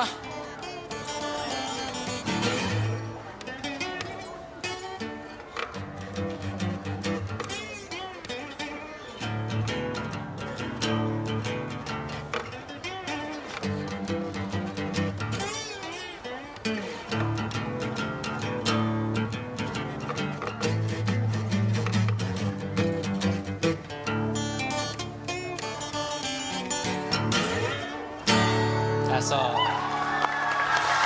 Thank you so much. Big round of applause for Cotton Chris of the four. From the four. Okay. Taleniti Cotton Chris. Kata ka mo te paspasi mai. Ta kita te mo to hiwa. Tobe na contestant e fa kata ki ko Century Crew. Fa hefa fa moto vai popua se ato tai pam. Aya ko na Taleniti ko e hiwa.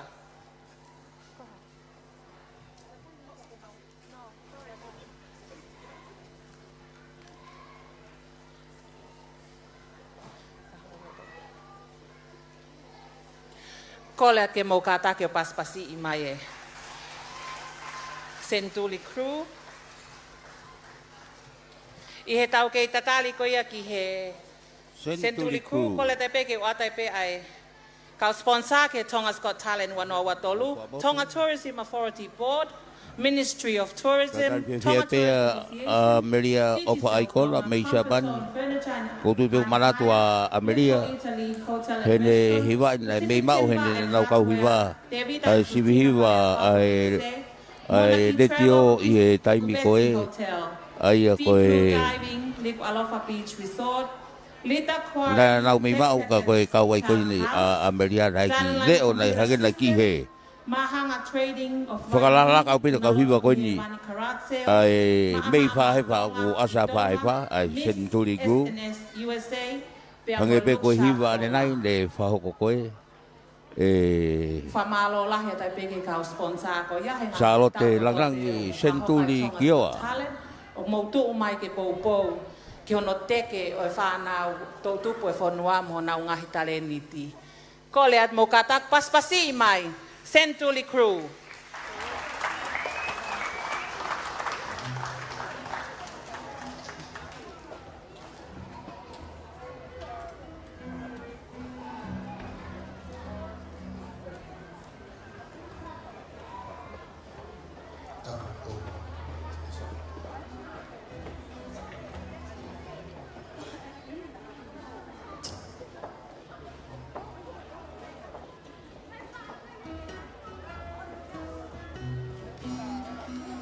Kua folau.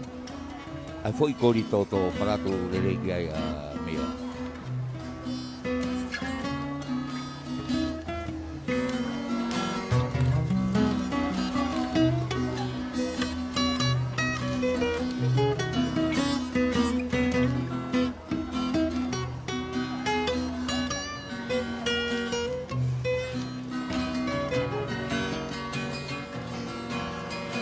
si hengi e kuoa kapakawan si te mana tuki he o ke tifisi e ha tau lewaki he paangangalu anga ni kuome ano tafalala he funga awalofa kiho imi simakakolo tui fakaholo kohoto kahoa sinoni abe kameliela bekona itia ofeka kaneongo ia ekalatio na aku taenga tahatani ofa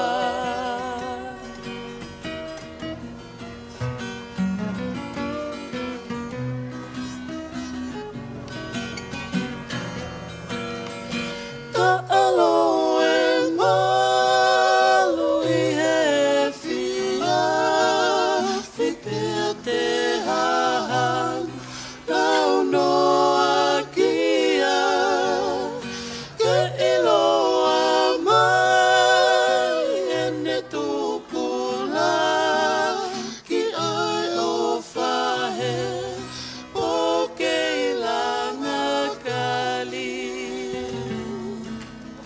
sinoni ape kameliela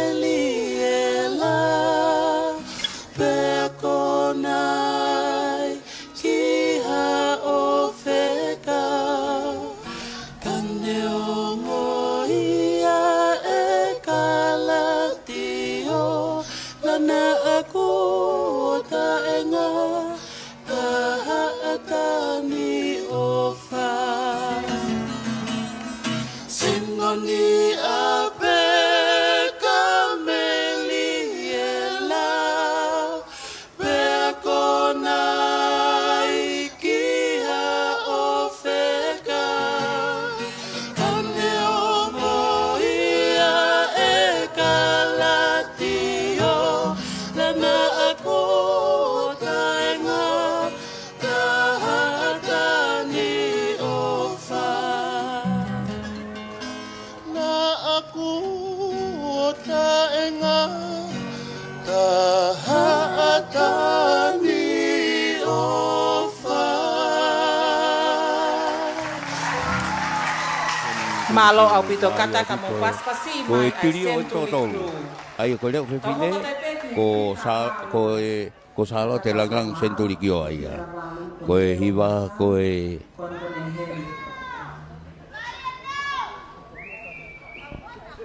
kata ka mo paspasi mai neo masalu o fanga Hau eki mo ka inga, ko wate ne ukole whamormore ki tō muisi mai, ka ko heni pe ko loto pe e maupule e una loto ki e vani karat se la mama ki Tonga, ke uha upo whafonga i atu, ki hiva pe ke mau kulupu, nau kau sponsor he poni. Ko loa pe e tau whiawhia ka ai ha, tono no e hiva mo whanongo mai pe ko kule o, ko whenga pe ke uha o ke whakakato atu, ai tau mua e mau ki kulupu una loto ki he vani klase la mama ki he Tonga.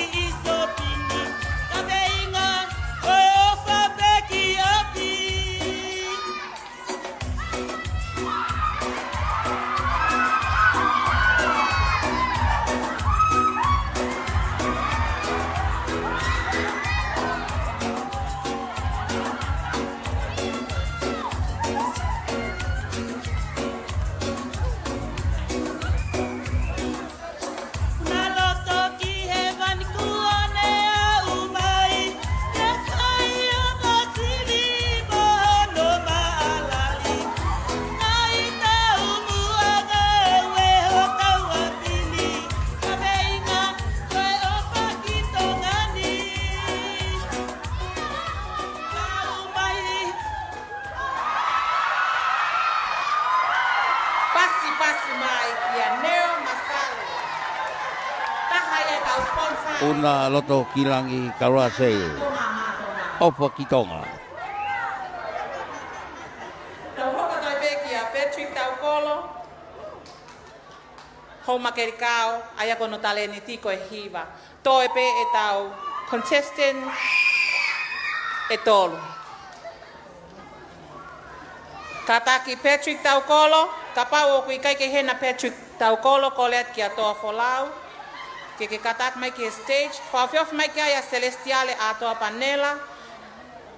Pete tau tātuku aki ai Elisiva Coffee Group Dance.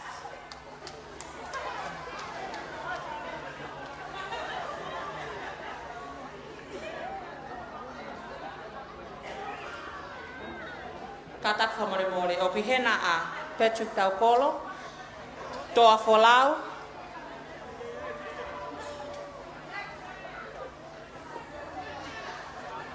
Kone kai hoko mai ai Elisiva Coffee Group Dance o te ekiu. Kole ke mo pas mai kataki. Te ekiu ia koe nau taulunga aia kau mauri poi. Kai poi a whieni. Aia ko Elisiva Utulongo Coffee. Ta ufang pumani maka grup. Koe kulupueni. Koe kulupueni kai Elisiva Utulongo.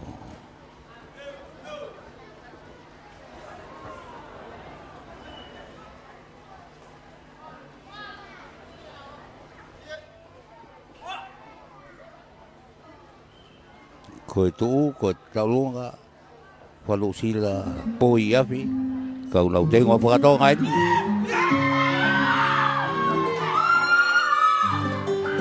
Whakata o moi funata wa, e katola tapu o ia hoda. Lau kau ana o nisiana, Fe'auhi e tau api tangata.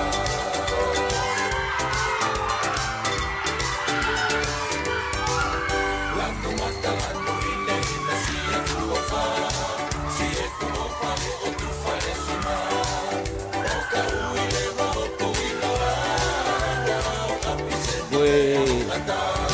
Koe palpalema foki Fe'auhi koe ni Taleniti ngawe ki koe kolupu aia ko pau ke taha ai routine aia e haka te koe ai peha ki nenu ato taha ai ule mau ia ai koe mea ia koe ku sio kia kau wha mau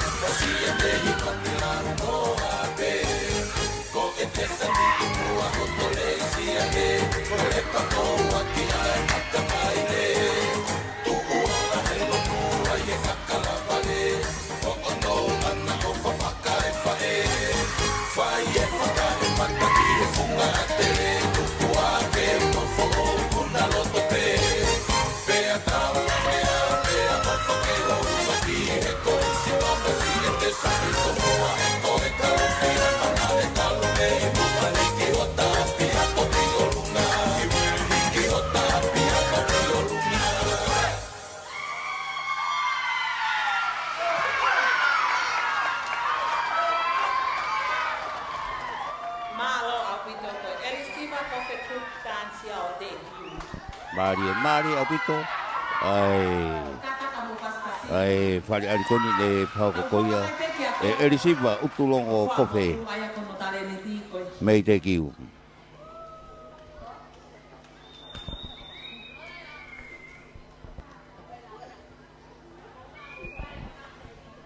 Ke o tai pe whamalo ke mātanga. Whamalo lahi ato mō kau whakataha mō ki mautolu he whiafkoni ke tau.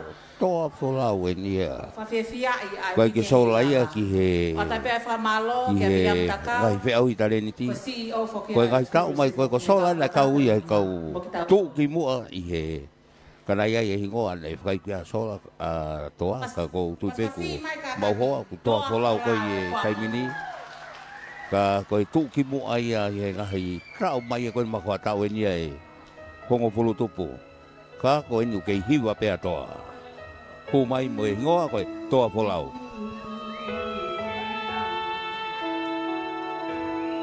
There's a hero if you look inside your heart. You don't have to be afraid of what you are. There's an answer if you reach into your soul, and the sorrow that you know will melt away.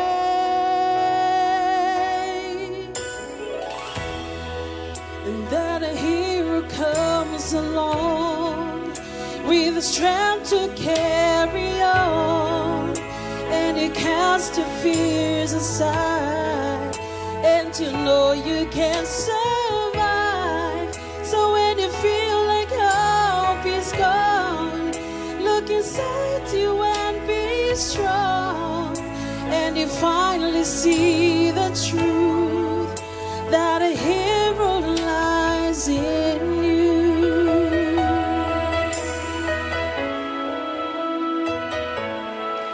It's a long road when you face the world alone. No one reaches out of hand for you to hold. You can find love if you search within yourself, and the emptiness without will disappear. And then a hero comes along with the strength to carry on.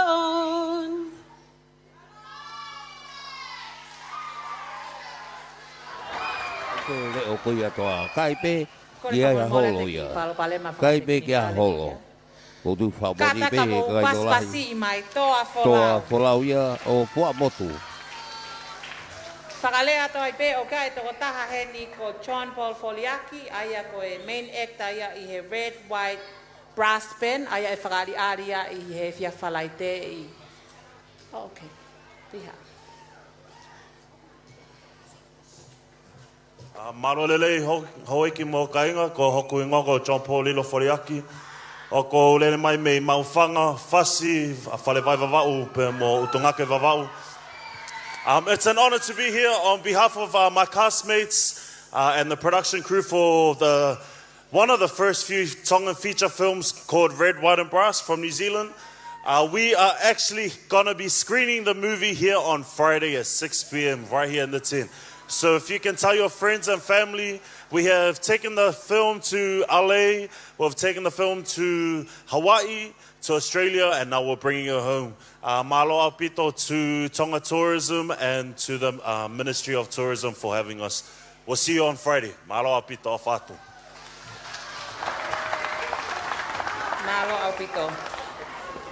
I he tau ke taritari ko ia ki he ola oe category honoa.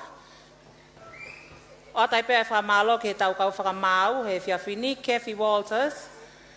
A soa tau whahema, tankina whangpo, pe pehefo ki a Paula atui.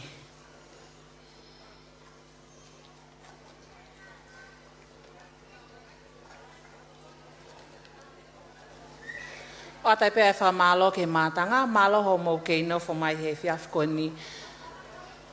Kolet ki he DJ, kataki ka e tā maha ki foi whaspe e taha, ke tau taltari ai pe ki he ola oe tau Fe'auhi. O tai pea whamalo ke kau sponsor o Tonga Got Talent wanoa watolu, kai pe he foki ki he Tonga Broadcasting, i hono live e tau poloka mahe fiafini, pe foki ana lo manu. Pe mok motol ko tau pek mou mea mai he ope, o atu ai ofa lahi atu ke king motol hono katoa, malo au pito mou kau whakataha mai ke tau kau ngā kau hono whawhiawhiai, o wike Heilala, o Wharf watolu. DJ, katak mua kai tā mai, o koukole atu ke motol hono katoa, mou katak o mea hake ki olunga, ai haki exercise, mini te taha ka tau toki hoko atu, malo au pito.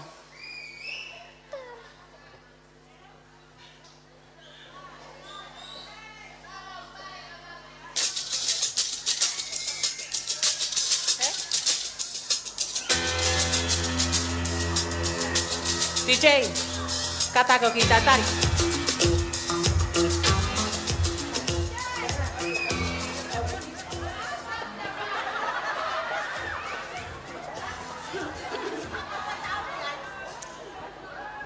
Katak whamore koe uhi, koe whakawhiawhiai, oe tāwene hongo fulu, e whakalele ki polo kalama, koe ni Tonga Got Talent, he Heilala Festival. Katak whamore ke ki toko taha ne toki au mai.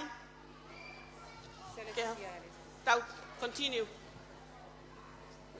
Mo katak whamore koe nta koe ni, koe ki kaunanga ko ni ko nea umai celestiale atoa panela o maufanga kono taleniti ko e hula te tau whaka osia kia ke he fiafini e aya ko fika wafa aya o e tau kau Fe'auhi ke he fiafini mo paspasi mai kataki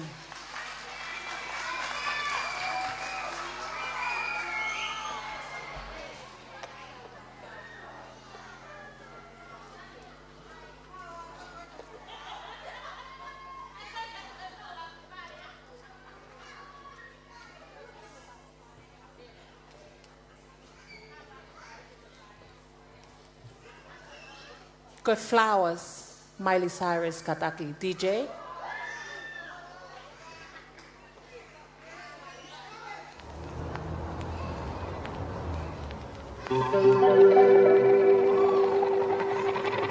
We were good, we were gold, kind of dream that can't be sold. We were right till we weren't, built a home and watched it burn. I didn't want to leave, I didn't want to lie, started to cry but then remembered I can buy myself flowers, write my name in the sand, talk to myself for hours, see things you don't understand. I can take myself dancing, and I can hold my own head. Yeah, I can love me better than you can. Can love me better, I can love me better, baby.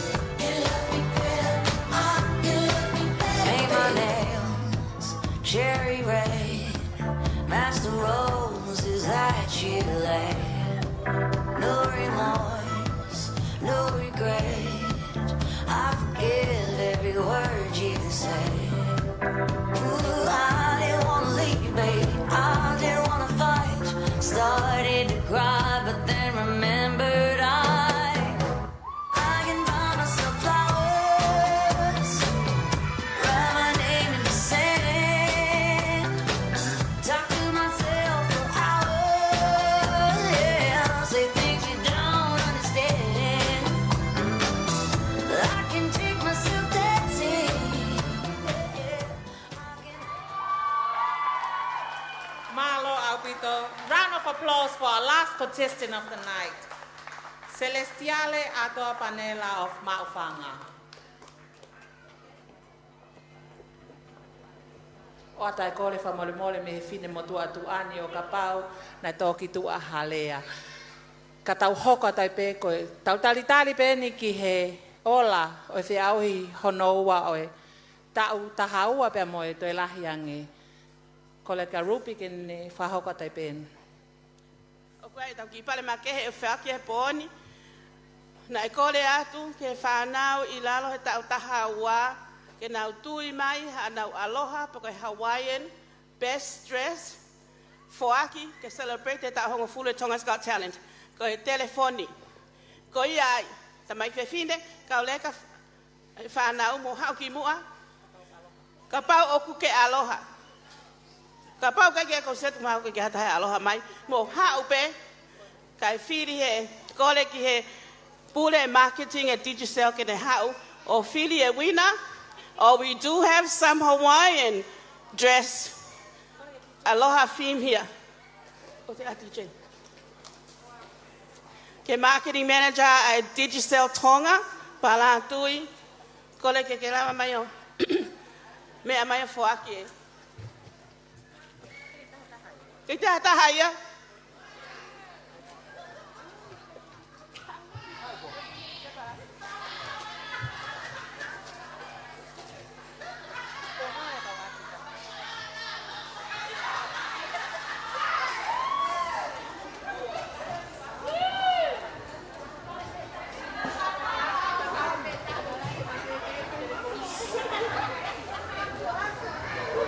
Kola te peke mo paspasi my best aloha of the night. Whaka mole mole ka taki ko ki tamasi anu for aloha shirt. Come right up. Paula, can you come back? I don't have a phone for you, but I got $100 phone credit with Digicel you can have.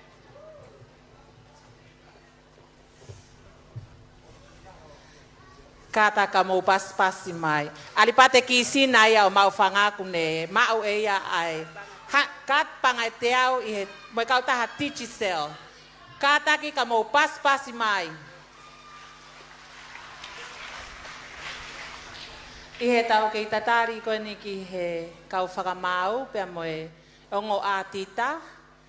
Mo e ola kone e tau Fe'auhi o ku tau te whoki lewa ki he DJ o ko le keike ki tā I mai moha foi fast o ko kōle at ke mō mea ki o lunga whakaaonga e whasi.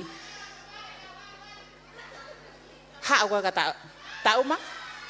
Ko le DJ ka takma ka ke tā ma ki foi fasi e taha pe.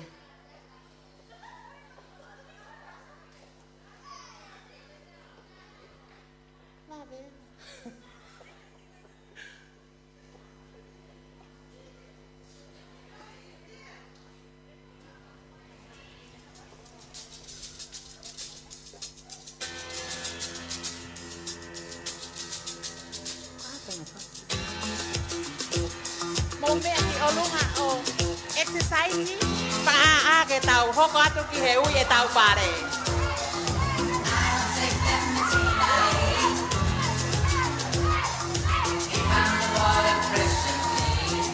Anolo mo asupa, kau lo me ko mo pasien.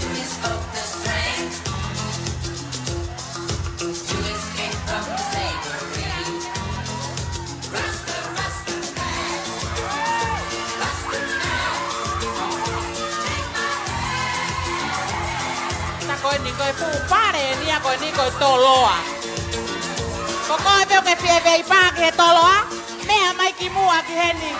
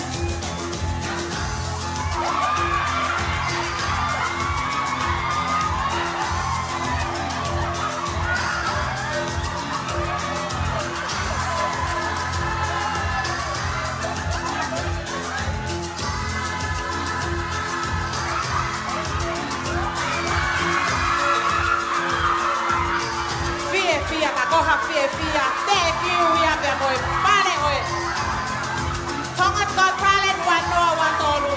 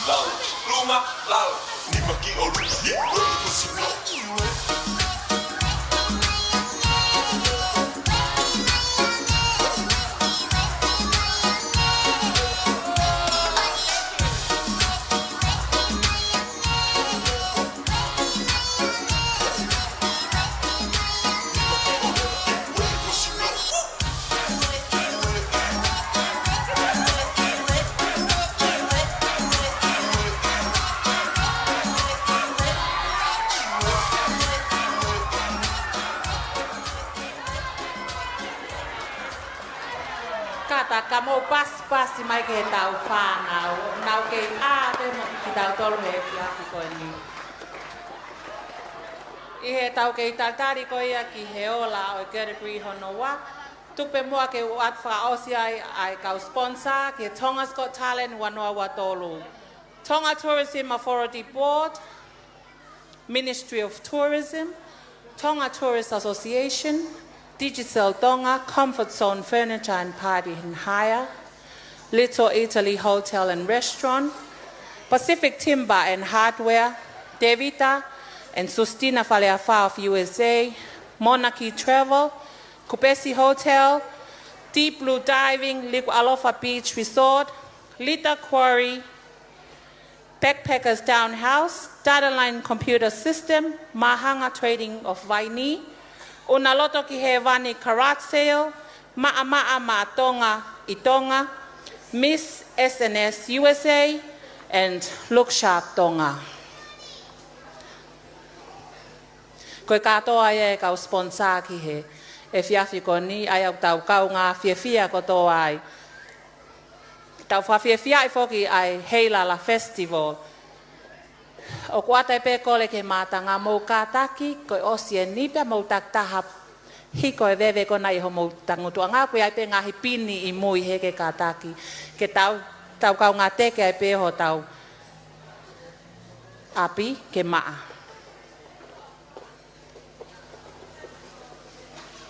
O tai pe a whamalo ke kau whamao e whiawhini. Malo mo ke kataki, Kefi Walters a soa tau whahema, tankina whangpo, pe fo ke a Paula atui. Anak daha ki mea na ke giveaway Paula.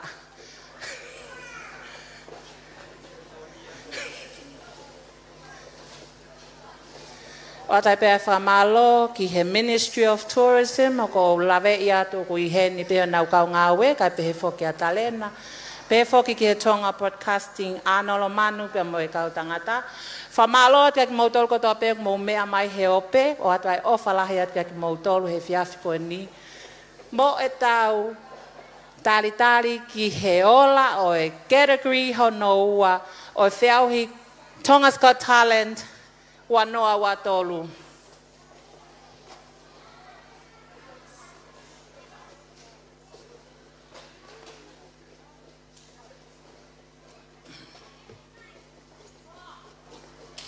Kole pe mo ke DJ, katak mo ka te tā, mai pe mo haki fo e whasi.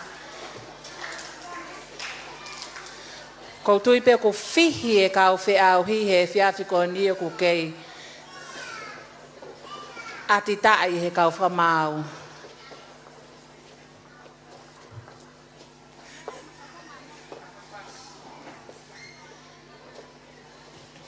Ko hai hana o kei whetis kou. Neongo pe ko o start off I mai ka kore pe mo ke tau whanga he. E whiawhi whakakoloa ko ni. DJ? Ele tā DJ ya. Ia whai fast TikTok he hana ke kau leka. Koha? Ko lava? Where are you at? Hey, how are you doing, Don? I'm home. Oh, okay. Actually, I'm on my way to pick you up. Yes, Okay, great. I'm waiting for you. See you then. Bye.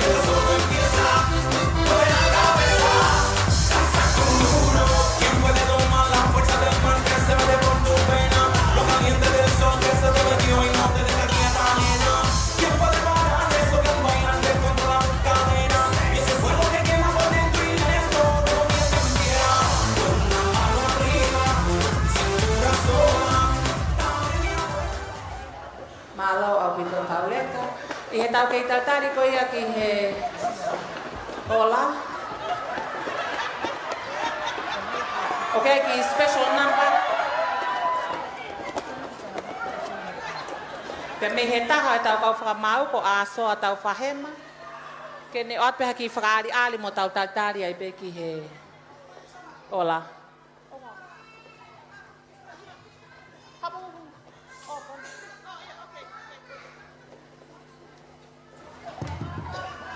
Kataka mo paspasi mai.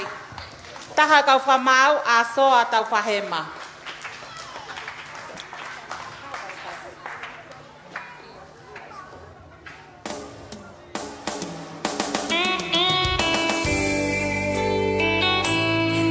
Tapu ato.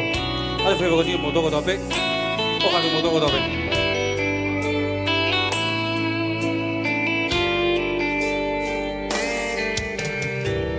Maybe you don't know me any more than I know you, and I wouldn't blame you if you walked away.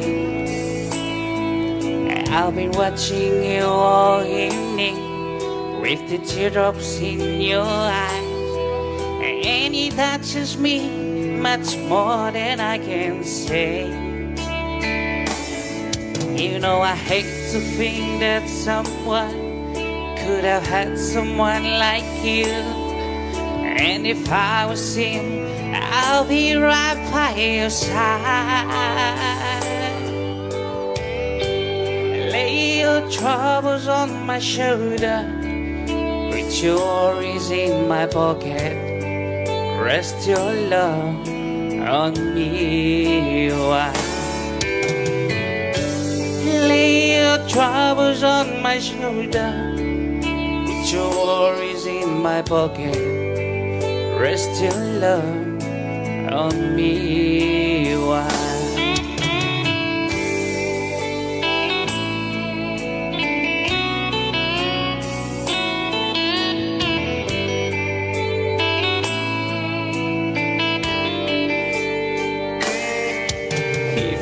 tu e fo I mga tolu o sio ki o tangutu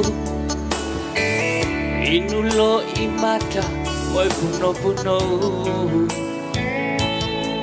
e taahine o kuke fefe ko haina ane pehe I koe kamo oni ke ta fie fia pe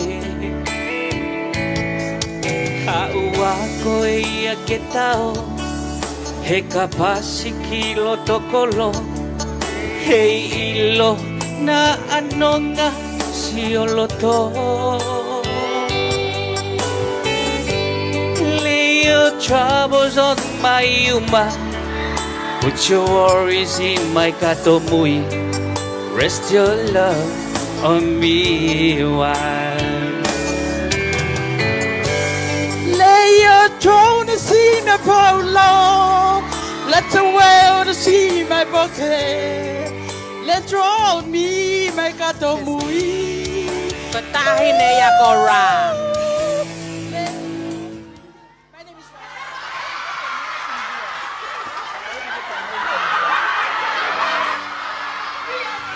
Malo au pito.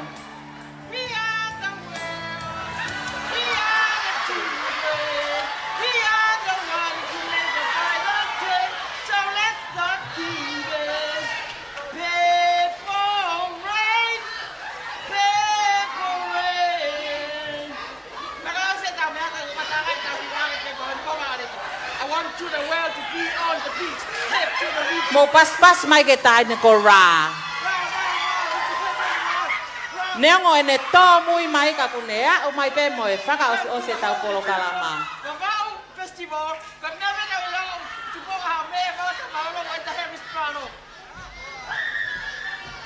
Malo kole ke matanga ke mo kata ke pas-pasi mai ara. Ko lava no taleniti ke. Io bebe toa ko tawake vai anai.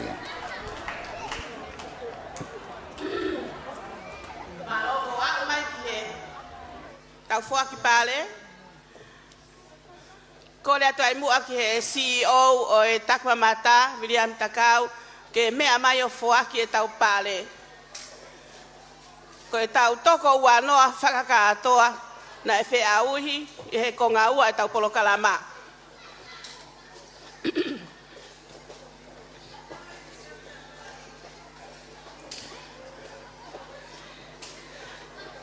Here, right here. Up there. Up here, up here. Aia ko cash prices o e konga hono ua e tau polo kalama. Fe'unga mo e paanga e ua afe nima ke au.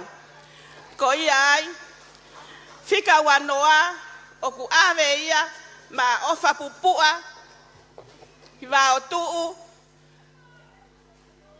ka ati jitusel paanga te au. Ofa pupua,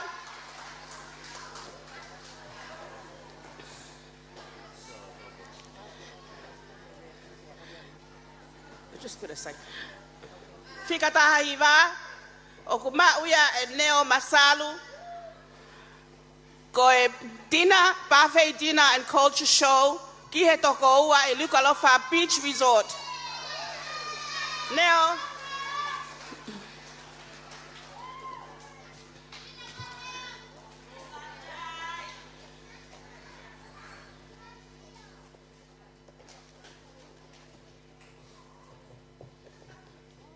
hello, Neo.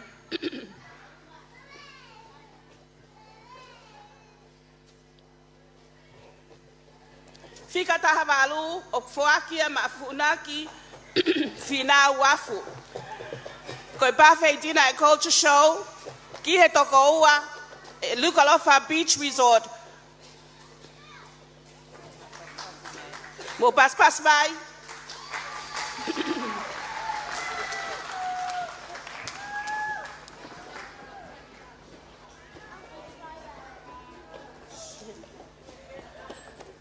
Hoko, Figata Fitu, Angela, Lovely, Ula Moleka, Koe pa'awhei dinner and culture show for 2 people at the Nuku'alofa Beach Resort.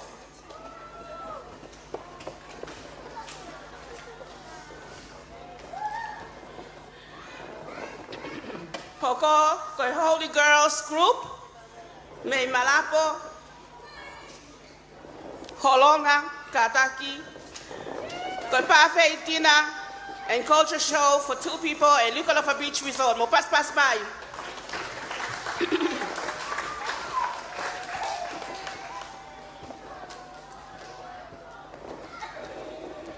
Koe hoko whikata harima ko seo kapesi anitoni. Koe pa'awhei dinner and culture show at Nuku'alofa Beach Resort for 2 people.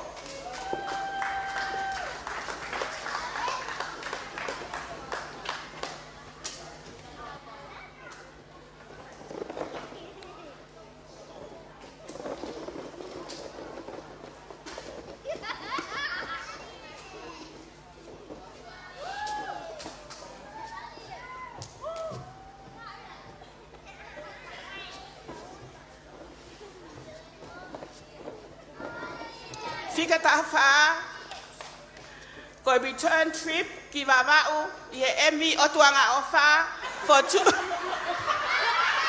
2 people. Ave ia.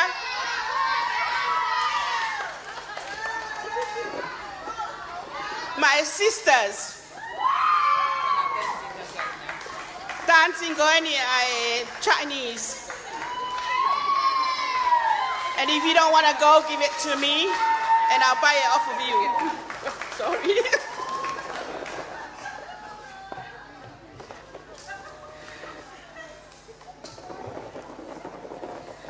Pale hoko o fuakia ka tui pulotu kalolaine, hake ai, koe day trip snorkeling to Ata Island for 2 people.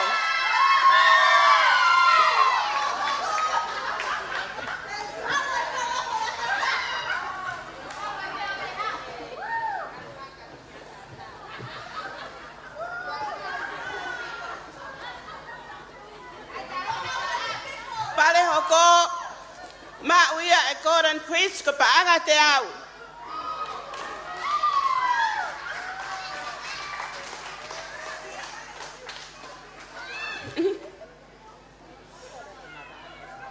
Mo pas bai.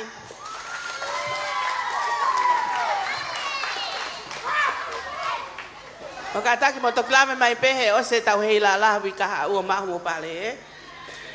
Pale hoko ave ka celestiale atoa Panela, paanga te au.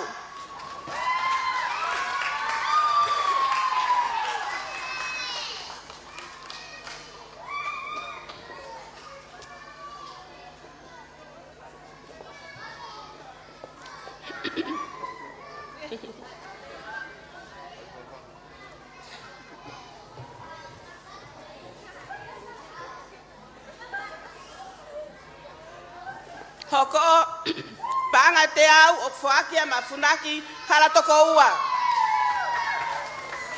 Mo pas bai.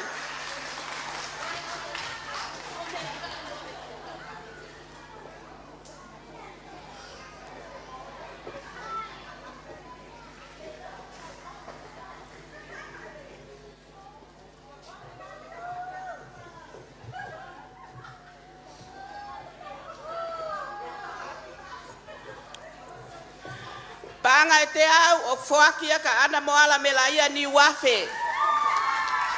Mo pas mai.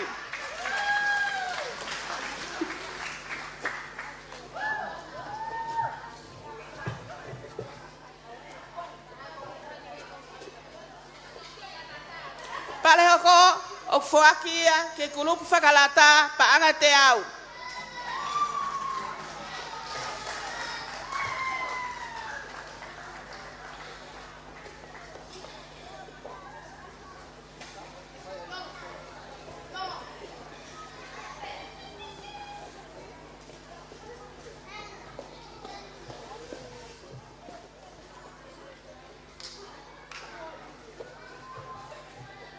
Pale hoko ko paanga te au o fuakia ka toa folau. Mo pas bai.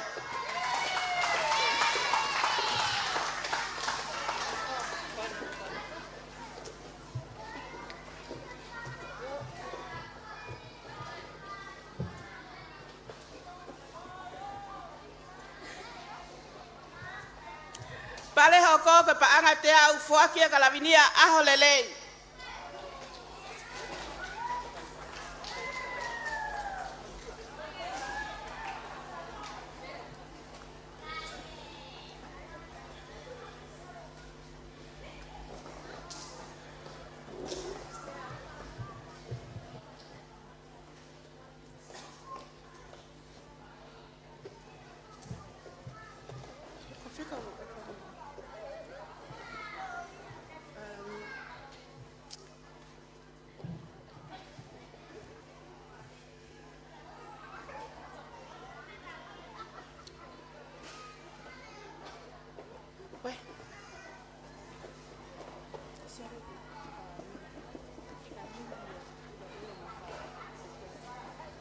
Fika nima ko hihi for dancing group. Now pale ko telefoni.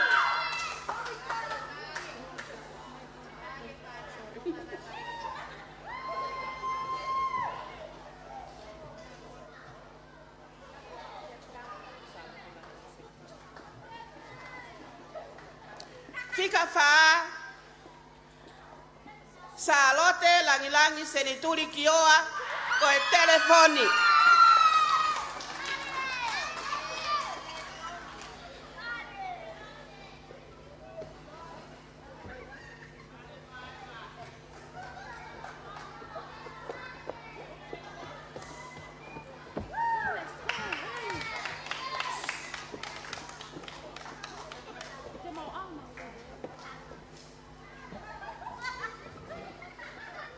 Pas ke salote.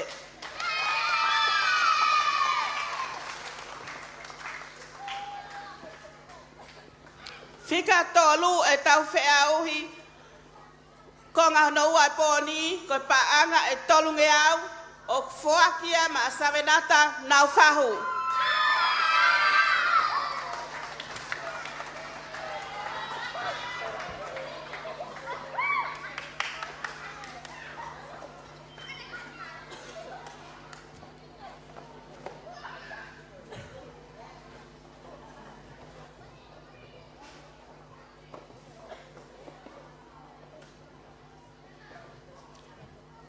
Fika wa o fuakia ke elisiva o tulongo group ko paanga e lima nge au.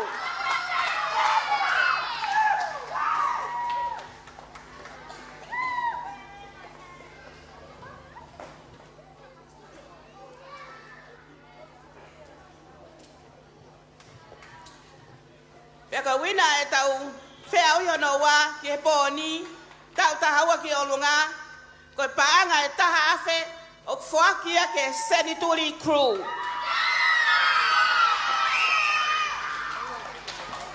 Ai ko trio ko ya de kau e pe a salote langlangi. Senturi kio ko leo fetine. Ka ko ya nai fa pe foki ke o talamo senituri crew. Ko tui ga ta he pe ka ko ya o pala ya tu ki a belia o vai kona Latu ki siapani. Yen.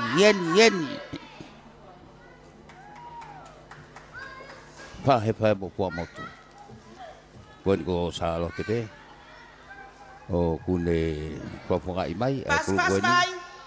Pahe fua motu vai popua mo sia tautai. Ko kau ia e. Kole ai pe tau si o ke kataki moa. Tongatapu. Fini peta matuk malo.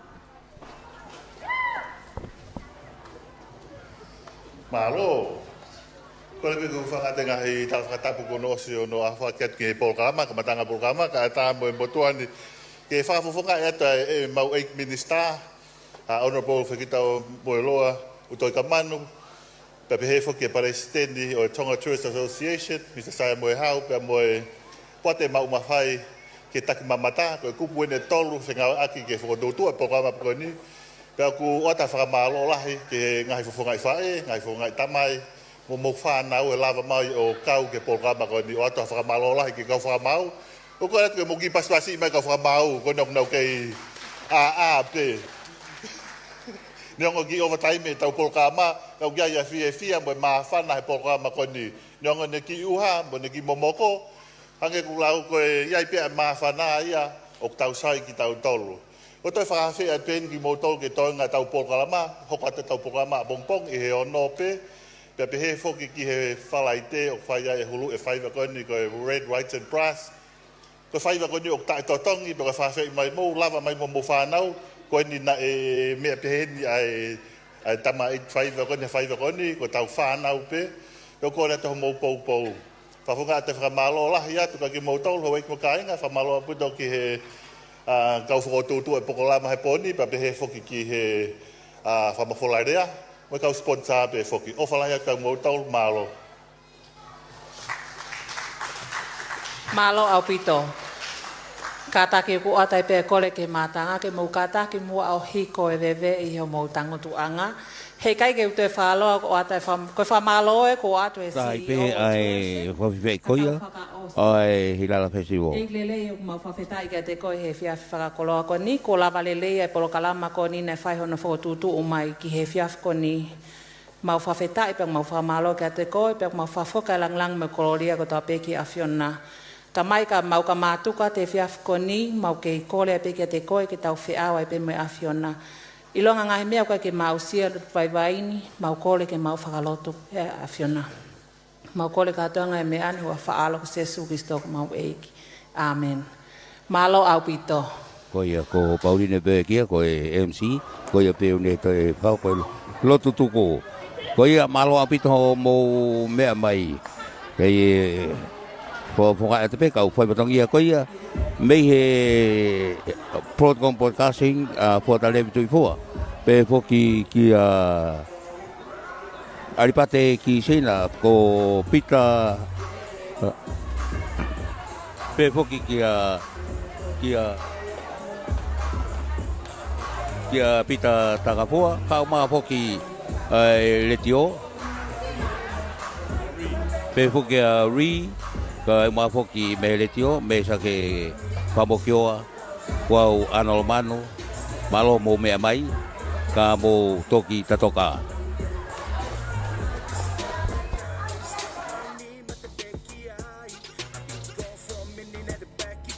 Tonga rude boys here to shine.